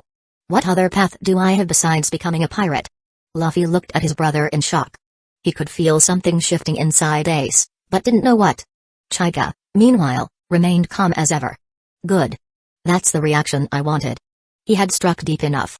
Now it was time to press further. Since when did freedom mean becoming a pirate? Lawless freedom will only lead to emptiness. And loneliness. Then what should I do? You want me to become a marine or something? Chaiga shook his head. Forget it. Ace becoming a marine would be a disaster waiting to happen. With Ace's talent, he'd quickly rise through the ranks, and that would attract attention. Dangerous attention. And Garp? He'd never ignore Ace if he joined the Marines. That would draw even more heat. If Ace joined the Marines, he'd become a ticking time bomb.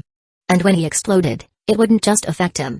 It'd drag Garp, and Chaiga too, down with him. No. The Marines were out of the question. For now. Maybe, after Chaiga accomplished one thing. Destroying Mary Ejo's. Seeing Chaiga shake his head, Ace's gaze dimmed again. Was there really no place in this world for someone like him? Would he always be trapped in Roger's shadow? Then, unexpectedly, Chaiga asked. Don't you have another brother? Sabo. The name hit Ace like lightning. He clenched his fists tightly. He's dead. Killed by a celestial dragon. Is that so? Did you see the body? No. His ship was blown up. He disappeared at sea. Then is it possible that he's still alive? Ace and Luffy's eyes widened. Ace forgot all about how dangerous Chaiga was and rushed forward, grabbing Chaiga's sleeve with desperation. Why do you say that? Do you know something? You wouldn't joke about this, right? Please, tell me. If you tell me where Sabo is, I'll give up on being a pirate. I'll stay in Fuusha village for the rest of my life if I have to. Please. Luffy ran up too, eyes pleading. On one side was his dream. On the other, his brother. Chaiga didn't answer immediately. Instead, he calmly shook off Ace's grip. His sleeve was already starting to tear from the force. Ace quickly let go and muttered apologies, then stood beside Luffy, both staring at Chaiga with hope in their eyes. Chaiga simply said, maybe. You should look into the Revolutionary Army. Chapter 89, Sabo's alive. Revolutionary Army? Ace looked at Chaiga in confusion. He hadn't heard much about the organization and didn't understand why Chaiga had brought it up. Without explaining further, Chaiga glanced at Luffy and said calmly. Sabo was saved by the leader of the Revolutionary Army. His name is Monkey D. Dragon. And he's this guy's father. Luffy's father? Ace turned sharply toward Luffy, shocked. Only to find Luffy just as bewildered. He clearly had no idea who his father was either. In the original story, he only learned about Dragon after setting out to sea and meeting Garp, who casually mentioned it. Luffy had always been unique. Growing up without even being curious about who his father was? That was just classic Luffy. But Ace didn't dwell on that now. All that mattered was what he'd just learned, Sabo was alive. He didn't question whether Chaiga was telling the truth. In Ace's eyes, someone as strong and composed as Chaiga had no reason to lie to kids like them. Ace suddenly stepped forward and hugged Luffy tightly, tears spilling freely. His voice trembled with raw emotion. Luffy, did you hear that? Sabo's alive. He didn't die. Your dad saved him. Luffy blinked, still confused, but Ace's hug pulled him back to reality.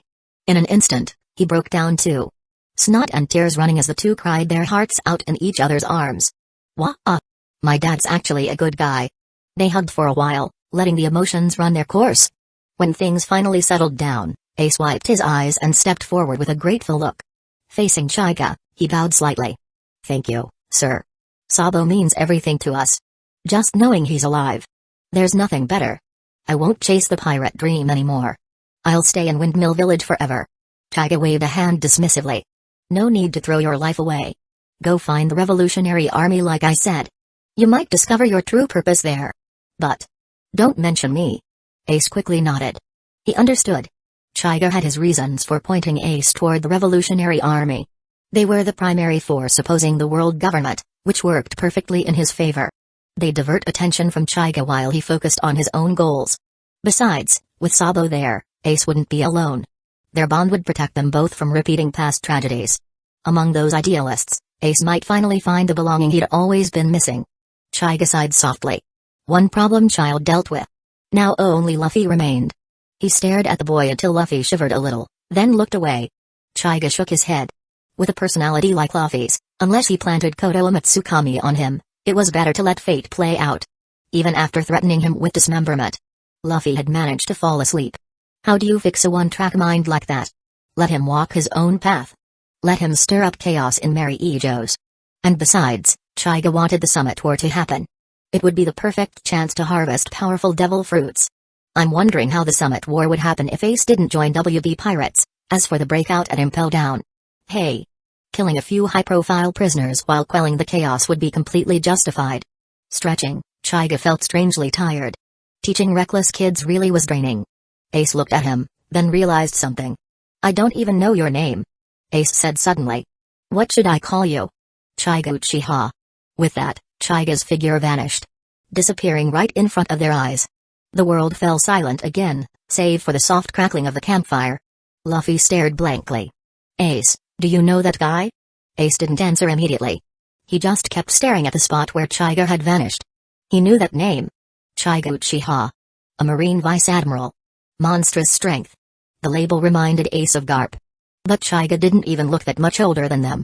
Even the proud Ace found it hard to grasp. A wild idea flashed through Ace's mind. What if he joined the Marines and followed Chaiga? But no. Chaiga had already pointed him toward the Revolutionary Army. There must have been a reason for that. And Sabo was there too. Luffy tugged on his sleeve again. Ace? Why aren't you saying anything? Ace came back to his senses and turned to Luffy with a soft smile. So warm it actually startled him. I'm fine. But becoming Pirate King? That's your dream now, Luffy. I'm going to find my own path. Huh? Where are you going? To meet your dad. I want to see what kind of group the Revolutionary Army really is. The next morning, Chaiga returned to Makino's bar. When she saw him, Makino's face lit up with a warm smile. Some of the regulars stopped drinking and stared, mesmerized by the gentle aura she gave off. She walked over lightly, hands behind her back, and greeted him with a cheerful, "You're here. Come on, have a seat. What'll you have today?" Seeing her like that, Chaiga chuckled. "Orange juice, please." "Got it. Just a moment." Soon, Makino returned with a large glass of orange juice and placed it in front of him. Then she leaned on the counter, watching him sip slowly, a soft look in her eyes. After a while, she asked, "How are Luffy and Ace doing?" "They're fine. They've moved on. Ace is different now. Stronger in spirit." "Really? You're amazing. I admire you more and more. And you're still so young. You're amazing too. This juice is perfect?" "Hee hee, then you better come more often." "I will. I didn't bring any money today, though. Here. Take this. If you're ever in danger, just call my name." He pulled out a Flying Thunder God kunai from his coat and handed it to her. He genuinely respected Makino and wanted her to have a safeguard. Makino tried to refuse. She didn't even want to take money from him, let alone something like this. But Chaiga insisted, and eventually, she accepted it and tucked it into her pocket. Seeing that, Chaiga nodded, satisfied. With that, his last task in Windmill Village was complete. As he stood, Makino's expression shifted. "Are you leaving?" "Yes. I've stayed long enough. There are other things I need to take care of." "Is it dangerous?" "Not really. Just an old guy I need to catch. Might show up in the papers soon. Then I'll be sure to keep an eye on the news." After finishing the juice, Chaiga walked out of the bar. He paused at the doorway, glanced at the clear sky, and looked back at her. "It's going to rain soon. Don't forget your umbrella when you head out." And with that, his figure flickered and vanished at the door. Chapter 90, Rain Detection. Some guests in the bar who heard Chaiga say it was going to rain in the next few days burst out laughing. "Are you kidding me?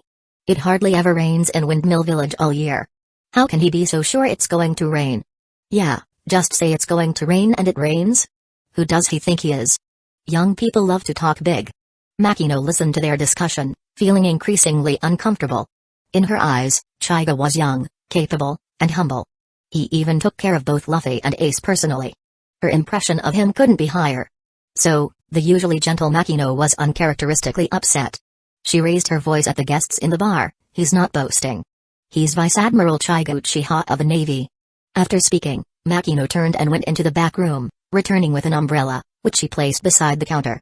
Her way of expressing faith in Chiga's words. The guests looked at one another in surprise.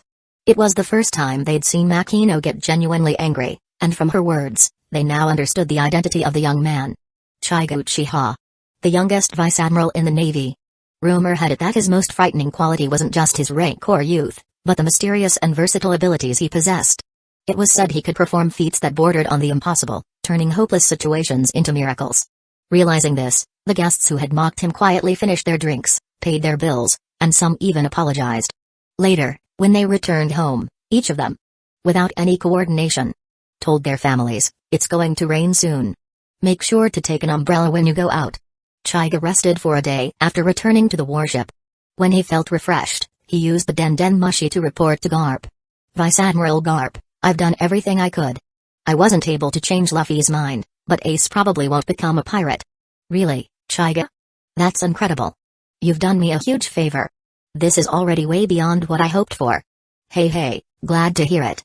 "Chiga, I can't thank you enough." Garp's voice crackled with excitement through the Den Mushi. He knew his grandson's personalities well. Once they made up their minds, they were nearly impossible to sway. Sending Chiga to talk sense into Luffy had been a last-ditch effort. If it worked, great. If not, he hadn't expected much. As for Ace, Garp hadn't even asked Chiga to intervene.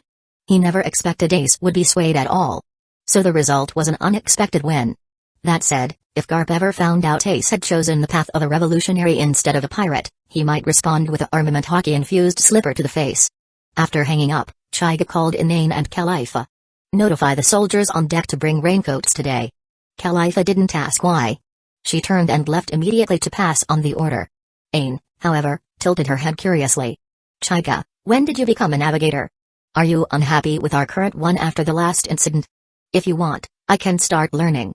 You've got more important things to handle." Chiga smiled and stood up. He gently took Aine's hand and led her up to the deck.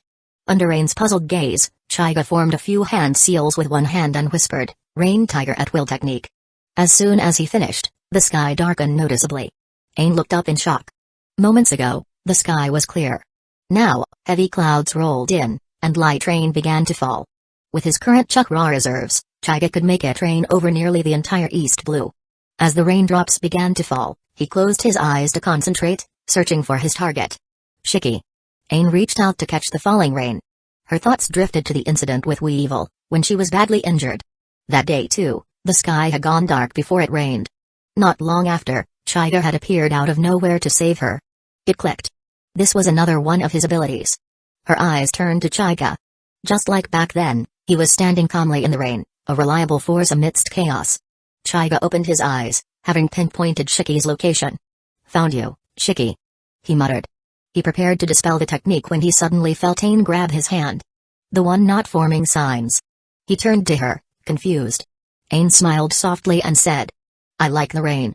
Can you let it stay a little longer, Chiga?" Her voice was gentle.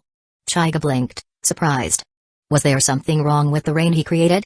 But since she liked it, there was no harm in letting it continue. He could just issue rain duty bonuses to the crew on deck. After all, he'd just acquired a sizable treasure from that small island. Seeing that he agreed to her small, somewhat selfish request, Aine felt her heart flutter. On impulse, she stood on her tiptoes and gave Chiga a quick kiss on the cheek. Flustered by her boldness, she didn't wait for his reaction. She turned and ran to the other side of the deck, arms outstretched, enjoying the rain. Chiga stood still for a moment, hand touching the spot where she kissed him, clearly stunned. After a while, he simply muttered. "Women really are complicated creatures." High above a remote part of the East Blue, an island floated hidden in the clouds. Damn it. It was sunny just a minute ago. How is it raining now? Shiki the Golden Lion scowled at a drizzle outside the window, taking a long gulp of sake. A subordinate nearby echoed nervously. "Yes, Captain. The weather at sea is always unpredictable." Shiki's expression turned dark. The sake in his cup rose into the air, forming a small lion's head that floated in front of the unlucky subordinate. "What did you say about the weather?" Unpredictable?" Splurt. The subordinate's eyes widened as a hole the size of a fist opened in his chest. He collapsed to the ground, lifeless, blood soaking the wooden floor. The surrounding pirates froze in horror. Humphrey. I don't need someone like you stating the obvious.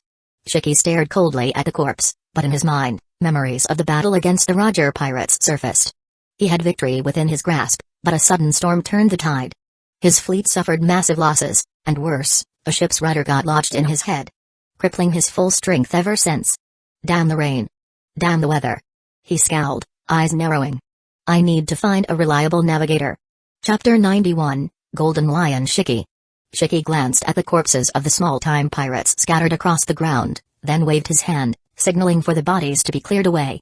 Once the cleanup was complete, Shiki leaned back in his seat, eyes drifting toward the window where ferocious beasts prowled through the terrain below. Seeing those monstrous creatures lifted his mood slightly. These beasts were the result of his years of effort. One day, he planned to unleash them into the world and let them wreak havoc. Ever since his dream of ruling the world had been crushed, his heart had twisted into something darker than even these animals. All he wanted now was revenge against the world government. Suddenly, the ground beneath him began to tremble violently. A wave of weightlessness washed over him. The floating island, named Vale, was suspended in the sky thanks to his float fruit model, flying human devil fruit ability. Yet despite the power being active, the island had started to descend. Shiki instinctively touched the rudder embedded in his head, wondering if his strength had weakened that much. Boom. With another thunderous crash, the entire island tilted sharply, and its descent quickened. Pirates across the island lost their balance, tumbling to the ground. Those near the edge slid off, disappearing into the clouds below with screams that echoed into nothing. Shiki's expression twisted. He slammed both hands to the ground, pouring his energy into his ability in an effort to stabilize the island.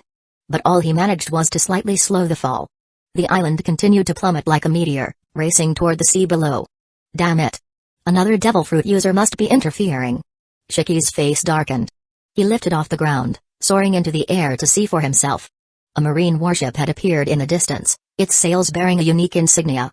Shiki's eyes narrowed as he spotted the marine standing at the bow, locking eyes with him. He immediately sensed a powerful presence. This wasn't an ordinary officer. Whoever this marine was, the Navy had sent him specifically to deal with Shiki. But how had they found his location?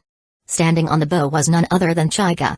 With a calm smile, he raised one arm, aiming it at Shiki and the island. A swirling black vortex began to form in his palm, growing in size until it resembled a wash basin. Universal pull. Buzz. The air trembled. Shiki and the island were abruptly yanked downward by an overwhelming gravitational force. Desperately, Shiki reactivated his devil fruit power midair, but to his horror, his ability was completely overpowered. He strained with all his might, barely able to shift his position from side to side. Just before slamming into the sea, he veered upward over the island, and then was slammed down, splayed out, crushed flat against the terrain. Seconds later, the island crashed into the sea with a deafening crash. Chaiga stood at the bow, arms crossed, gazing out across the water. After a moment of silence, he spoke, "Come out. Is that all your strength amounts to?" No reply came from the sea. It seemed like he was talking to himself. Shaking his head slightly, Chaiga made a parting gesture toward the ocean. Instantly, the sea split open down the middle, revealing a spherical clump of earth about the size of a room.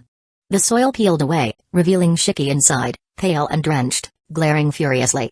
Just before impact, Shiki had wrapped himself in floating earth to avoid full submersion and the resulting paralysis. After hitting the water, he'd stayed hidden, hoping Chaiga would leave so he could escape unnoticed. He hadn't expected Chaiga to see right through his plan. The earth sphere around Shiki began to crack. 3 lion heads emerged around him, roaring as they charged toward Chaiga. But Chaiga's expression didn't change. With a simple thought, a room unfolded around him. The 3 lion heads vanished into thin air. Then instantly reappeared right in front of Shiki. His pupils contracted. With a growl, he lifted his leg and unleashed several air slashes, obliterating the lion heads before they could strike. Though the threat was diffused, he didn't relax. He still had no idea what Chaiga's bizarre ability was. But Shiki wasn't just any pirate. He was a legend. He knew panic was fatal. He quickly composed himself. The sea below churned, taking shape once more. Several massive lion heads formed from water, each the size of a warship. Seeing this, the corner of Chaiga's mouth twitched. He wasn't alarmed. Just mildly annoyed. These oversized lion heads reminded him of someone from another world. A certain copy ninja named Kakashi, famous for his 50 out of 50 gamble style. That guy was always low on chakra, yet insisted on using Rai Hidden Mist Village while monologuing. and every time he used Earth Style, Earth Wall, he carved dog heads into it. Supposedly it was due to borrowing chakra from his summon. Shiki had no idea Chaiga was thinking about Kakashi mid-battle. He raised his hand, commanding the giant seawater lion heads to surge forward and engulf the warship. To him, Chaiga was young and untested. No matter how strange his powers were, if he was caught in seawater, he'd be finished. But once again, his expectations were shattered. Before the attack could land, an invisible repulsive force erupted from Chaiga's body, shattering the massive lion heads into countless droplets. The mist scattered harmlessly across the deck. A single cold bead of sweat trickled down Chaiga's cheek. He had nearly gotten everyone soaked. He wasn't worried about himself. He wasn't particularly afraid of seawater. But the others aboard the warship? They wouldn't have been so lucky. Chapter 92, Shiki, a toy? Damn it, what kind of ability user are you? His attacks were once again ineffective, and Shiki finally couldn't hold it together. If he had faced someone with a superior devil fruit, that would have been understandable. But what was with all these different abilities? At Shiki's furious question, Chaiga put on a thoughtful expression and answered solemnly. I ate the devil fruit family platter. Devil fruit family platter? What the hell was that? Shiki looked genuinely confused, not realizing Chaiga was mocking him. Chaiga smiled cryptically, his Rinnegan narrowing on Shiki. It means this. A beat passed. Then suddenly, Shiki's upper clothing erupted into a violent explosion, blood splattering across his skin. Caught off guard and without time to coat his body in armament hockey, Shiki was clearly injured by the surprise blast. Chaiga had just used a technique gained by absorbing the pop fruit, detonating inorganic matter within his line of sight. With his Rinnegan, even something as subtle as a glance could trigger an ability. Panicked, Shiki hastily hardened his lower half with hockey. If his pants exploded like his top, he'd be utterly humiliated.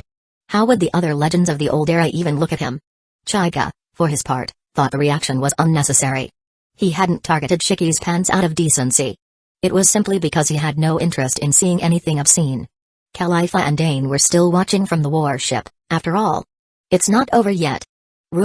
Shambles. Shiki's teleportation jutsu had for a second as if phasing out, then stabilized. But his expression turned ugly. Damn it. What was that just now? It felt like an invisible force tried to teleport me. Chaiga crossed his arms and nodded. He had attempted to use Shambles to directly toss Shiki into the ocean, but it had failed. As expected. Opponents with strong hockey resist room manipulation without enhanced ocular power. Despite his decline, Shiki had once rivaled Roger.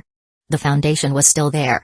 Chaiga couldn't help but wonder where all this strength had gone when Shiki fought Luffy. Maybe the rudder stuck in his head really did mess with his brain. Shiki noticed Chaiga wasn't attacking and instead looked lost in thought. Rage surged within him. This brat is seriously zoning out during a battle with me? With a roar, Shiki charged, swinging his leg in a deadly arc. Chaiga calmly looked up, shaped his hand into a finger gun, and aimed at Shiki's chest. Shoot. Nani. Shiki's observation hockey, screamed a late warning. He twisted to evade, but his left arm was hit. With a groan, he clutched his arm midair. There were no external wounds, but inside, muscle, bone, and nerves had been shattered. That arm was now completely useless. Shoot. A piercing internal damage technique. Had once been used by Trafalgar Law. But Chaiga had evolved it, fusing it with the explosive properties of the Bamu no Mi. If Law's version was an armor-piercing bullet, then Chaiga's was that. Plus an internal detonation. Shiki might have dodged it, but his precognition had dulled with age. He had taken the attack full force. Chaiga casually flicked his hand. Interrupting someone's thoughts mid-battle. Very rude, Shiki. You monster. What do you think this is? A fight or an experiment? That's right. Chaiga replied coldly. Trash from the old era like you shouldn't be polluting the sea anymore. Those beasts on your island. You planned to release them into East Blue, didn't you? He scoffed. Using you as an experiment is doing you a favor. You brat. I'm the Golden Lion Shiki. Don't you know my name? Chaiga spread his arms mockingly. Never heard of you. Rah. You bastard. Lion, ran the valley. Shiki, now completely unhinged, unleashed a frenzy of golden air slashes with both legs. Chaiga instantly moved in front of the warship. A surge of dark purple chakra erupted around him, and a towering spectral warrior formed, its wings spreading wide. Khalifa, Ain, and even Shiki were stunned silent by the oppressive aura radiating from the giant. This was Chaiga's perfect Susanoo, standing at over 300 meters tall. He hovered inside the head of the giant, glaring down at Shiki. Oh, right. You're a swordsman. Try this. The Susanoo unsheathed its blade, glowing with crackling purple energy, and unleashed a massive horizontal slash. Shiki's golden waves of slashes clashed against the purple blade midair. The sky tore open with blinding light. Khalifa and the others instinctively shielded their eyes. When the light faded, the sea had split apart at the collision point. Twin waterfalls cascaded downward from a giant chasm, an unnatural fissure that refused to close. And all of it was just the aftermath of their clash. Ha! Ha! You really are a monster. Shiki panted. He was drenched in blood, clearly the loser of the exchange. Chaiga hovered above him, arms crossed, his expression unreadable. To him, Shiki was no threat. Just a relic of a failed era, a broken pirate clinging to faded glory. A toy. Chapter 93, Shiki's Death. I never thought the East Blue would become my tomb. At that moment, Golden Lion Shiki had the same thought Brand once did. Chaiga smiled faintly, saying nothing. Many believed the East Blue to be the weakest of the four seas, but had they forgotten that Gul D. Rogers' hometown was there? That both Garp and Dragon came from the East Blue? The strength of East Blue natives varied wildly. The lower limit might be low, but the upper limit had reached the pinnacle. The pirates who had gone to sea in recent years were indeed weaker. Perhaps because Garp visited home too often. Susanoo faded into a hazy outline before vanishing completely.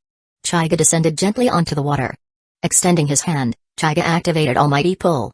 At this point, Shiki was barely able to maintain flight with his devil fruit power. With a pull of gravity, his battered body was forcefully dragged toward Chaiga. Snap! Chaiga caught Shiki by the throat midair. The former pirate legend's eyes bulged, staring at Chaiga in disbelief. He tried to speak, but with Chaiga's grip crushing his windpipe, no sound came out. Chaiga didn't let him finish. With a small twist of his wrist, a sharp crack echoed. Shiki's head slumped to one side. His lifeless eyes remained open, unwilling to close even in death. The infamous Golden Lion, once an overlord of his era, had died so abruptly, not even granted the dignity of last words. Without hesitation, Chaiga placed his hand on the pirate's corpse and used a human path technique to extract his soul, which still lingered within his body. A swirling mass of black energy emerged. Writhing, unstable, on the verge of dispersing.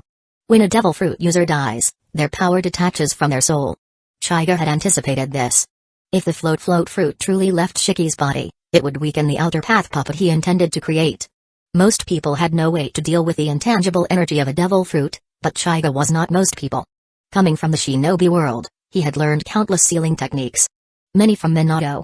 He levitated Shiki's body in front of him using the outer path, then formed hand seals with one hand and pressed his palm against the floating soul. Four-symbol seal. A swirling pattern encircled by arcane runes appeared over the devil fruit's energy. As it formed, the chaotic black mass suddenly stilled. In the Naruto world, this sealing technique was used to imprison even the Night Ales. Designed by the Uzumaki clan to contain malevolent power, it now worked just as effectively on the essence of a devil fruit. With the float fruit successfully sealed inside Shiki's soul, Chaiga shot a black flame into his heart, igniting the puppet transformation. Slowly, Shiki's body rose again, now able to float without relying on its original devil fruit power. Chaiga focused, his Rinnegan glowing. A moment later, Shiki's vacant eyes shifted into the same ripple pattern as Chaiga's. He had completed the projection of the outer path onto Shiki's corpse. Now a puppet under his control, Shiki could be used freely without diminishing Chaiga's own use of the outer path.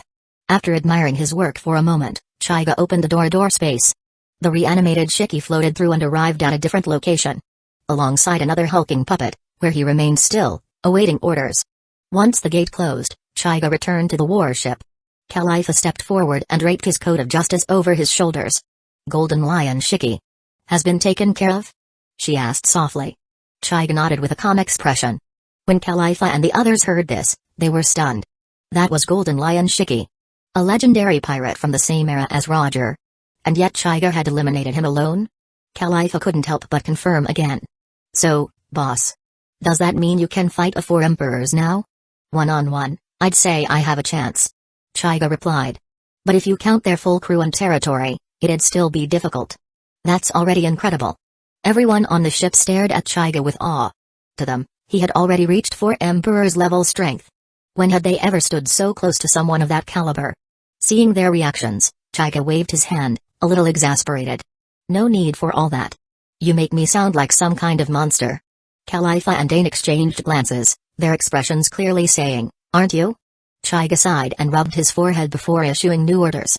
Send word to Fleet Admiral Sengoku, the mission is complete. Golden Lion Shiki was neutralized on the spot. Yes, sir. Chaiga then handed Khalifa a flying thunder god kunai, saying, take the ship back to base. If you run into trouble you can't handle, hold this and call my name. I'll come to you instantly. What about you, boss? Aren't you coming with us? No, I have somewhere else to go. Taking the warship would be a hassle. Somewhere else? Yeah. Chaiga replied. Have you heard of Skypia? Skypia? Khalifa blinked, thinking. She'd seen records in the World Government Archives. A sky island shrouded in mystery. Its location was never clear, only that it existed high above the sea. But after witnessing Golden Lion Shiki float an entire island, the idea of floating land no longer surprised her. If the boss wanted to go there, he must have a good reason. Maybe a devil fruit caught his attention? Khalifa's sharp instincts as Chaiga's personal secretary didn't fail her. She had already guessed his purpose. Indeed, Chaiga's next destination was Skypia, where he hoped to claim the Thunder fruit model, lightning human devil fruit. Among all Logia-type devil fruits, the Thunder fruit model, lightning human devil fruit was considered top tier. Some even believed it to be the strongest Logia. Its lightning powers delivered devastating attacks. Though it hadn't worked on Luffy. Thanks to his Nika-granted rubber body. That didn't make it weak. What truly interested Chaiga wasn't just the destructive force. The fruit expanded one's observation hockey, attack range, and even allowed enhancement of the physical body through lightning. With all these advantages combined, it was a devil fruit worth pursuing. And with that thought, Chaiga launched into the sky. Headed for Skypia.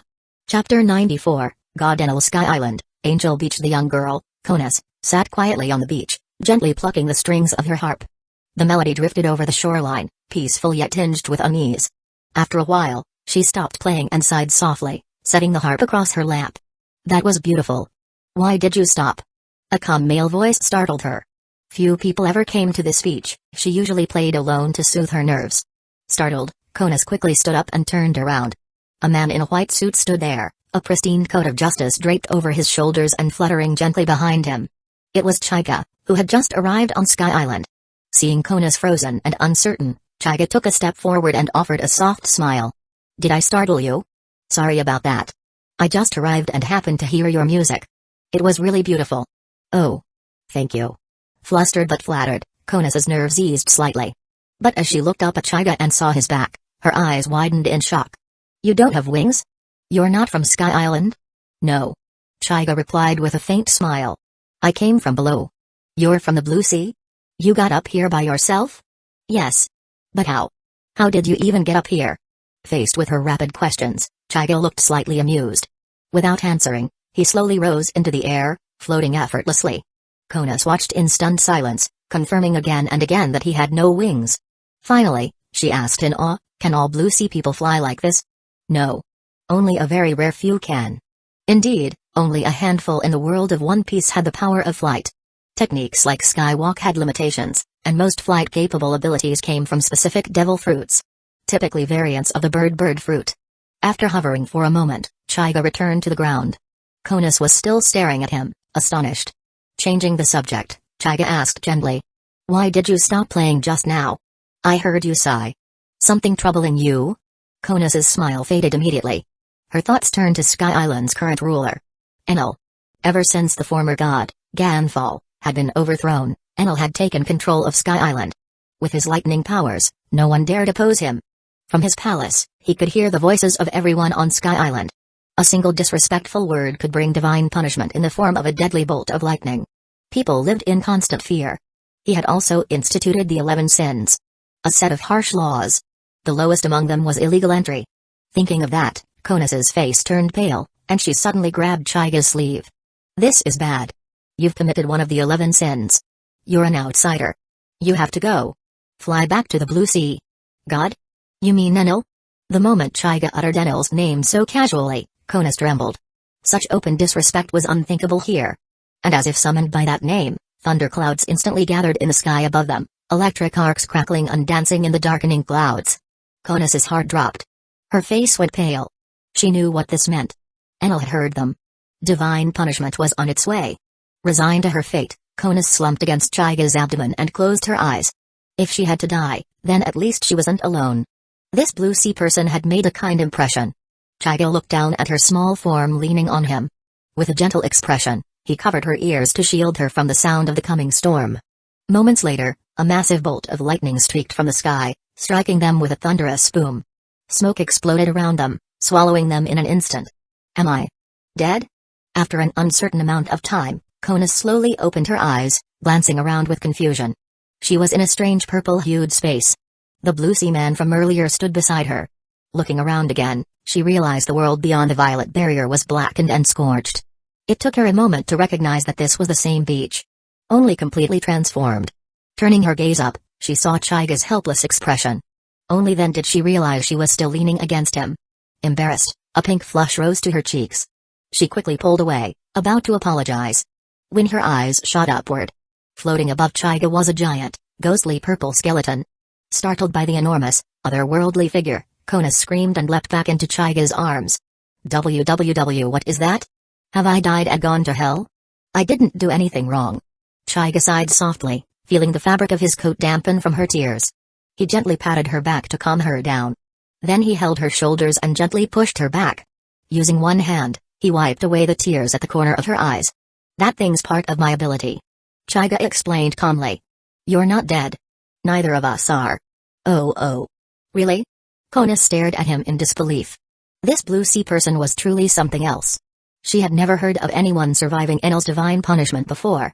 Inside the grand palace of God Enel, the young lightning-wielding tyrant sat lazily on his throne, yawning as he picked at his ear with a finger. That blue sea guy. Interesting. He muttered. He actually blocked divine punishment. Below him, 4 priests quickly stepped forward with fawning grins. Leave it to us, God. One of them declared. We'll teach him the price of disrespect. Enel didn't even bother to glance at them. He waved his hand impatiently. Go ahead, then. Oh, and he's got a local girl with him. Deal with her, too. Yes, God. Chapter 95, God Enel, 2 out of 2, Sky Island. Skypia Konis was still unaware that she had already been targeted by the 4 priests. Having narrowly escaped Enel's divine judgment, she joyfully led Chaiga to Ganfall, the former god of Skypia. Ganfall, with his white beard and clad in armor, looked at Konis kindly before turning his gaze to Chaiga, who stood calmly beside her. At just a glance, Ganfall felt an overwhelming sense of pressure emanating from Chaiga. Especially after seeing the strange ripple pattern in his eyes. The Rinnegan. Ganfall was overcome by an almost instinctual urge to kneel.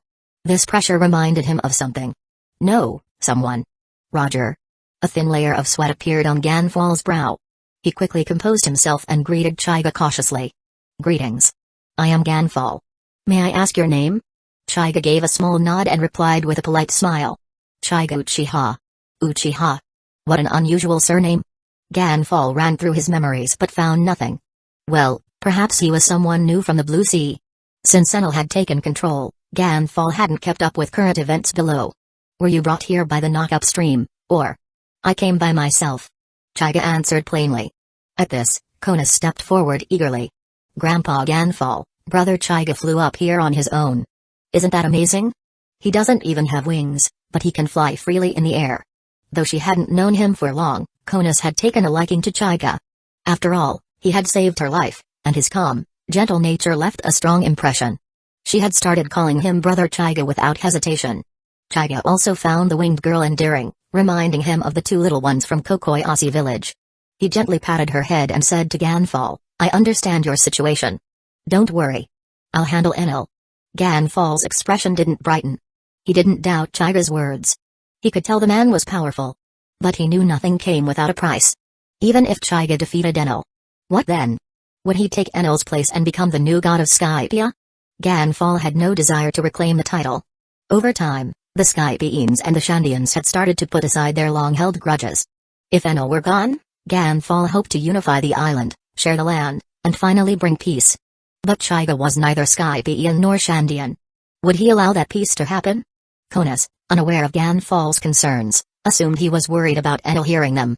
She stepped forward again. Grandpa Ganfall, it's okay. Brother Chaiga blocked divine judgment with a giant skeleton warrior and saved me. That's not what Blue Sea dweller who dares to trespass into Skypia, come out. God has deemed you guilty. The arrogant voice echoed through the area. Ganfall and Konis both froze. It was the voice of the 4 priests. Chaiga looked toward the doorway. With a wave of his hand and a flicker of power, 4 figures were instantly dragged into the room and slammed to the ground at his feet.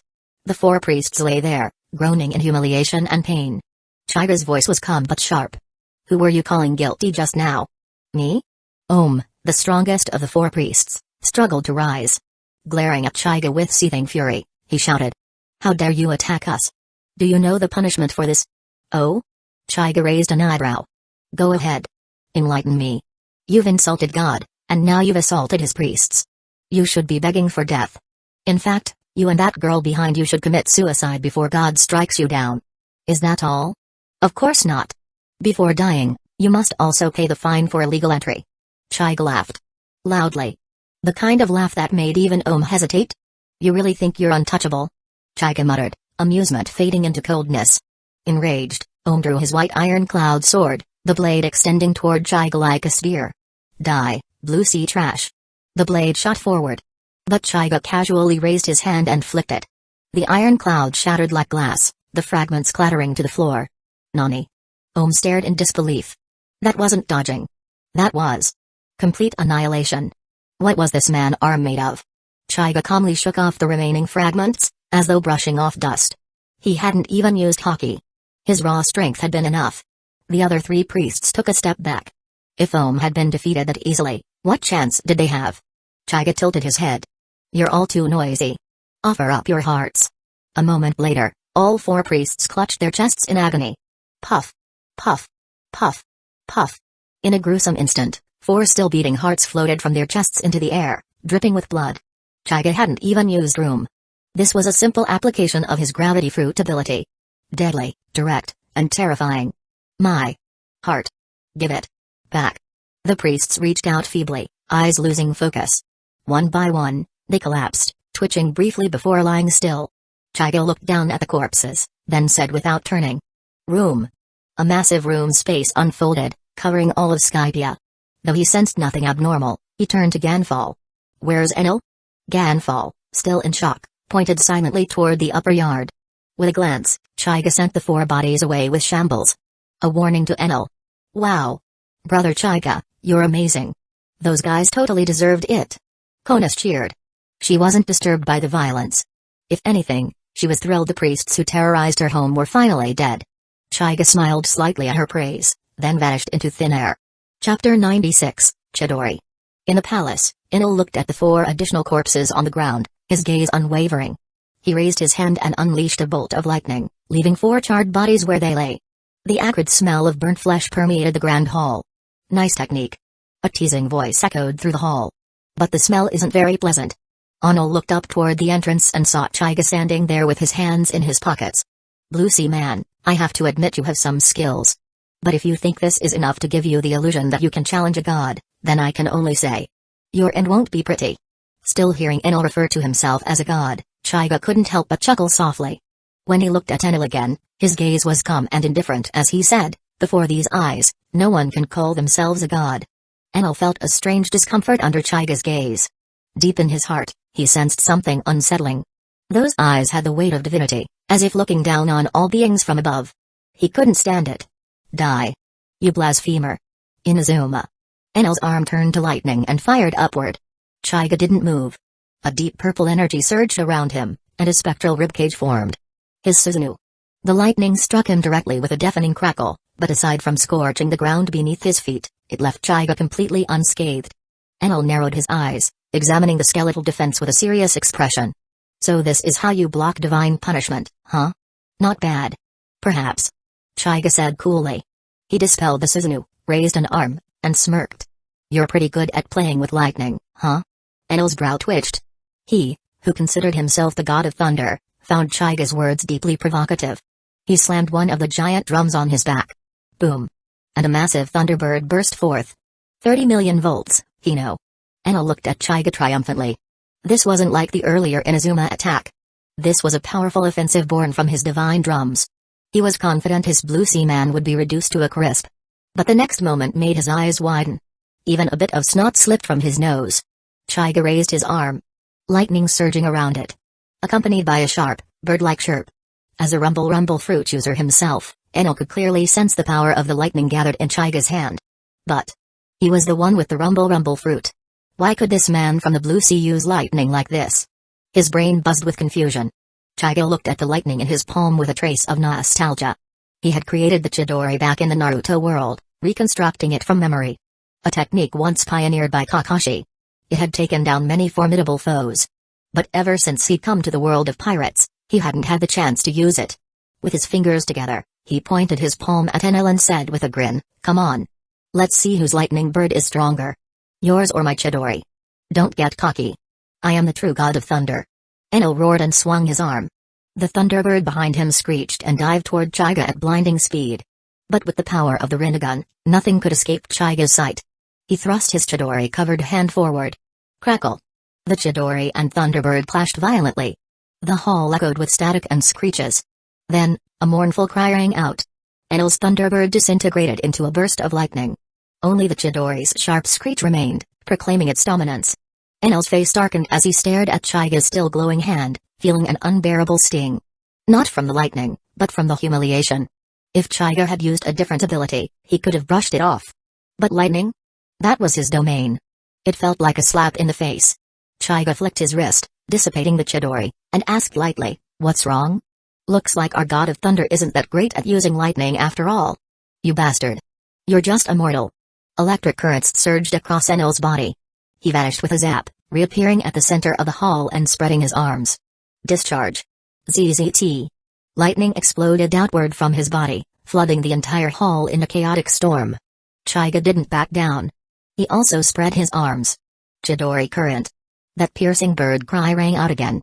Electric currents surged around him, clashing directly with Enel's storm. In the blink of an eye, Enel's lightning was completely devoured by Chaiga's. The electric field crawled toward Enel and engulfed him. Enel sneered. Even if he lost that clash, he was lightning itself. How could lightning hurt him? But then. ZZT ZZT ZZT. Arg. The moment Chidori current touched him, Enel's body convulsed violently, racked with pain. His form flickered, caught in a brutal storm of his own element. After several seconds of torturous spasms, he finally crashed to the floor, a wisp of smoke trailing from his open mouth. Chaiga lowered his arms and walked toward him, occasional sparks still snapping around his body. Midway through, Enel's body twitched. Electricity flickered once again, and he croaked out, "Electrotherapy." Thump thump thump. His nearly stilled heart kicked back into rhythm under the lightning's stimulation. Color slowly returned to his face. Enel stood up unsteadily, his eyes locked on Chaiga. "Why? Why was I hurt by lightning? I'm the god of thunder." "Hey, maybe." Chaiga said casually. "You ate a fake rumble fruit?" "A fake?" Enel stood frozen. Normally, he would have laughed off such a ridiculous claim and blasted the speaker into dust. But after that last shock, a seed of doubt was planted. Seeing his reaction, Chaiga couldn't help but laugh. Of course, the fruit Enel ate was real. The reason he could be harmed was because Chidori current was infused with chakra, a special energy that acted much like hockey. Capable of striking Logia users when used properly. Naturally, no one in the world of One Piece would know what chakra was. Which made fooling Enel all the more amusing. Chapter 97, Rumble Fruit. As Chaiga approached him step by step, Enel finally felt the emotion called fear. He stretched out his hand, and a golden staff flew from behind the throne he had been sitting on. He caught it in one swift motion. Rigo. Lightning surged around the golden staff in Enel's hand,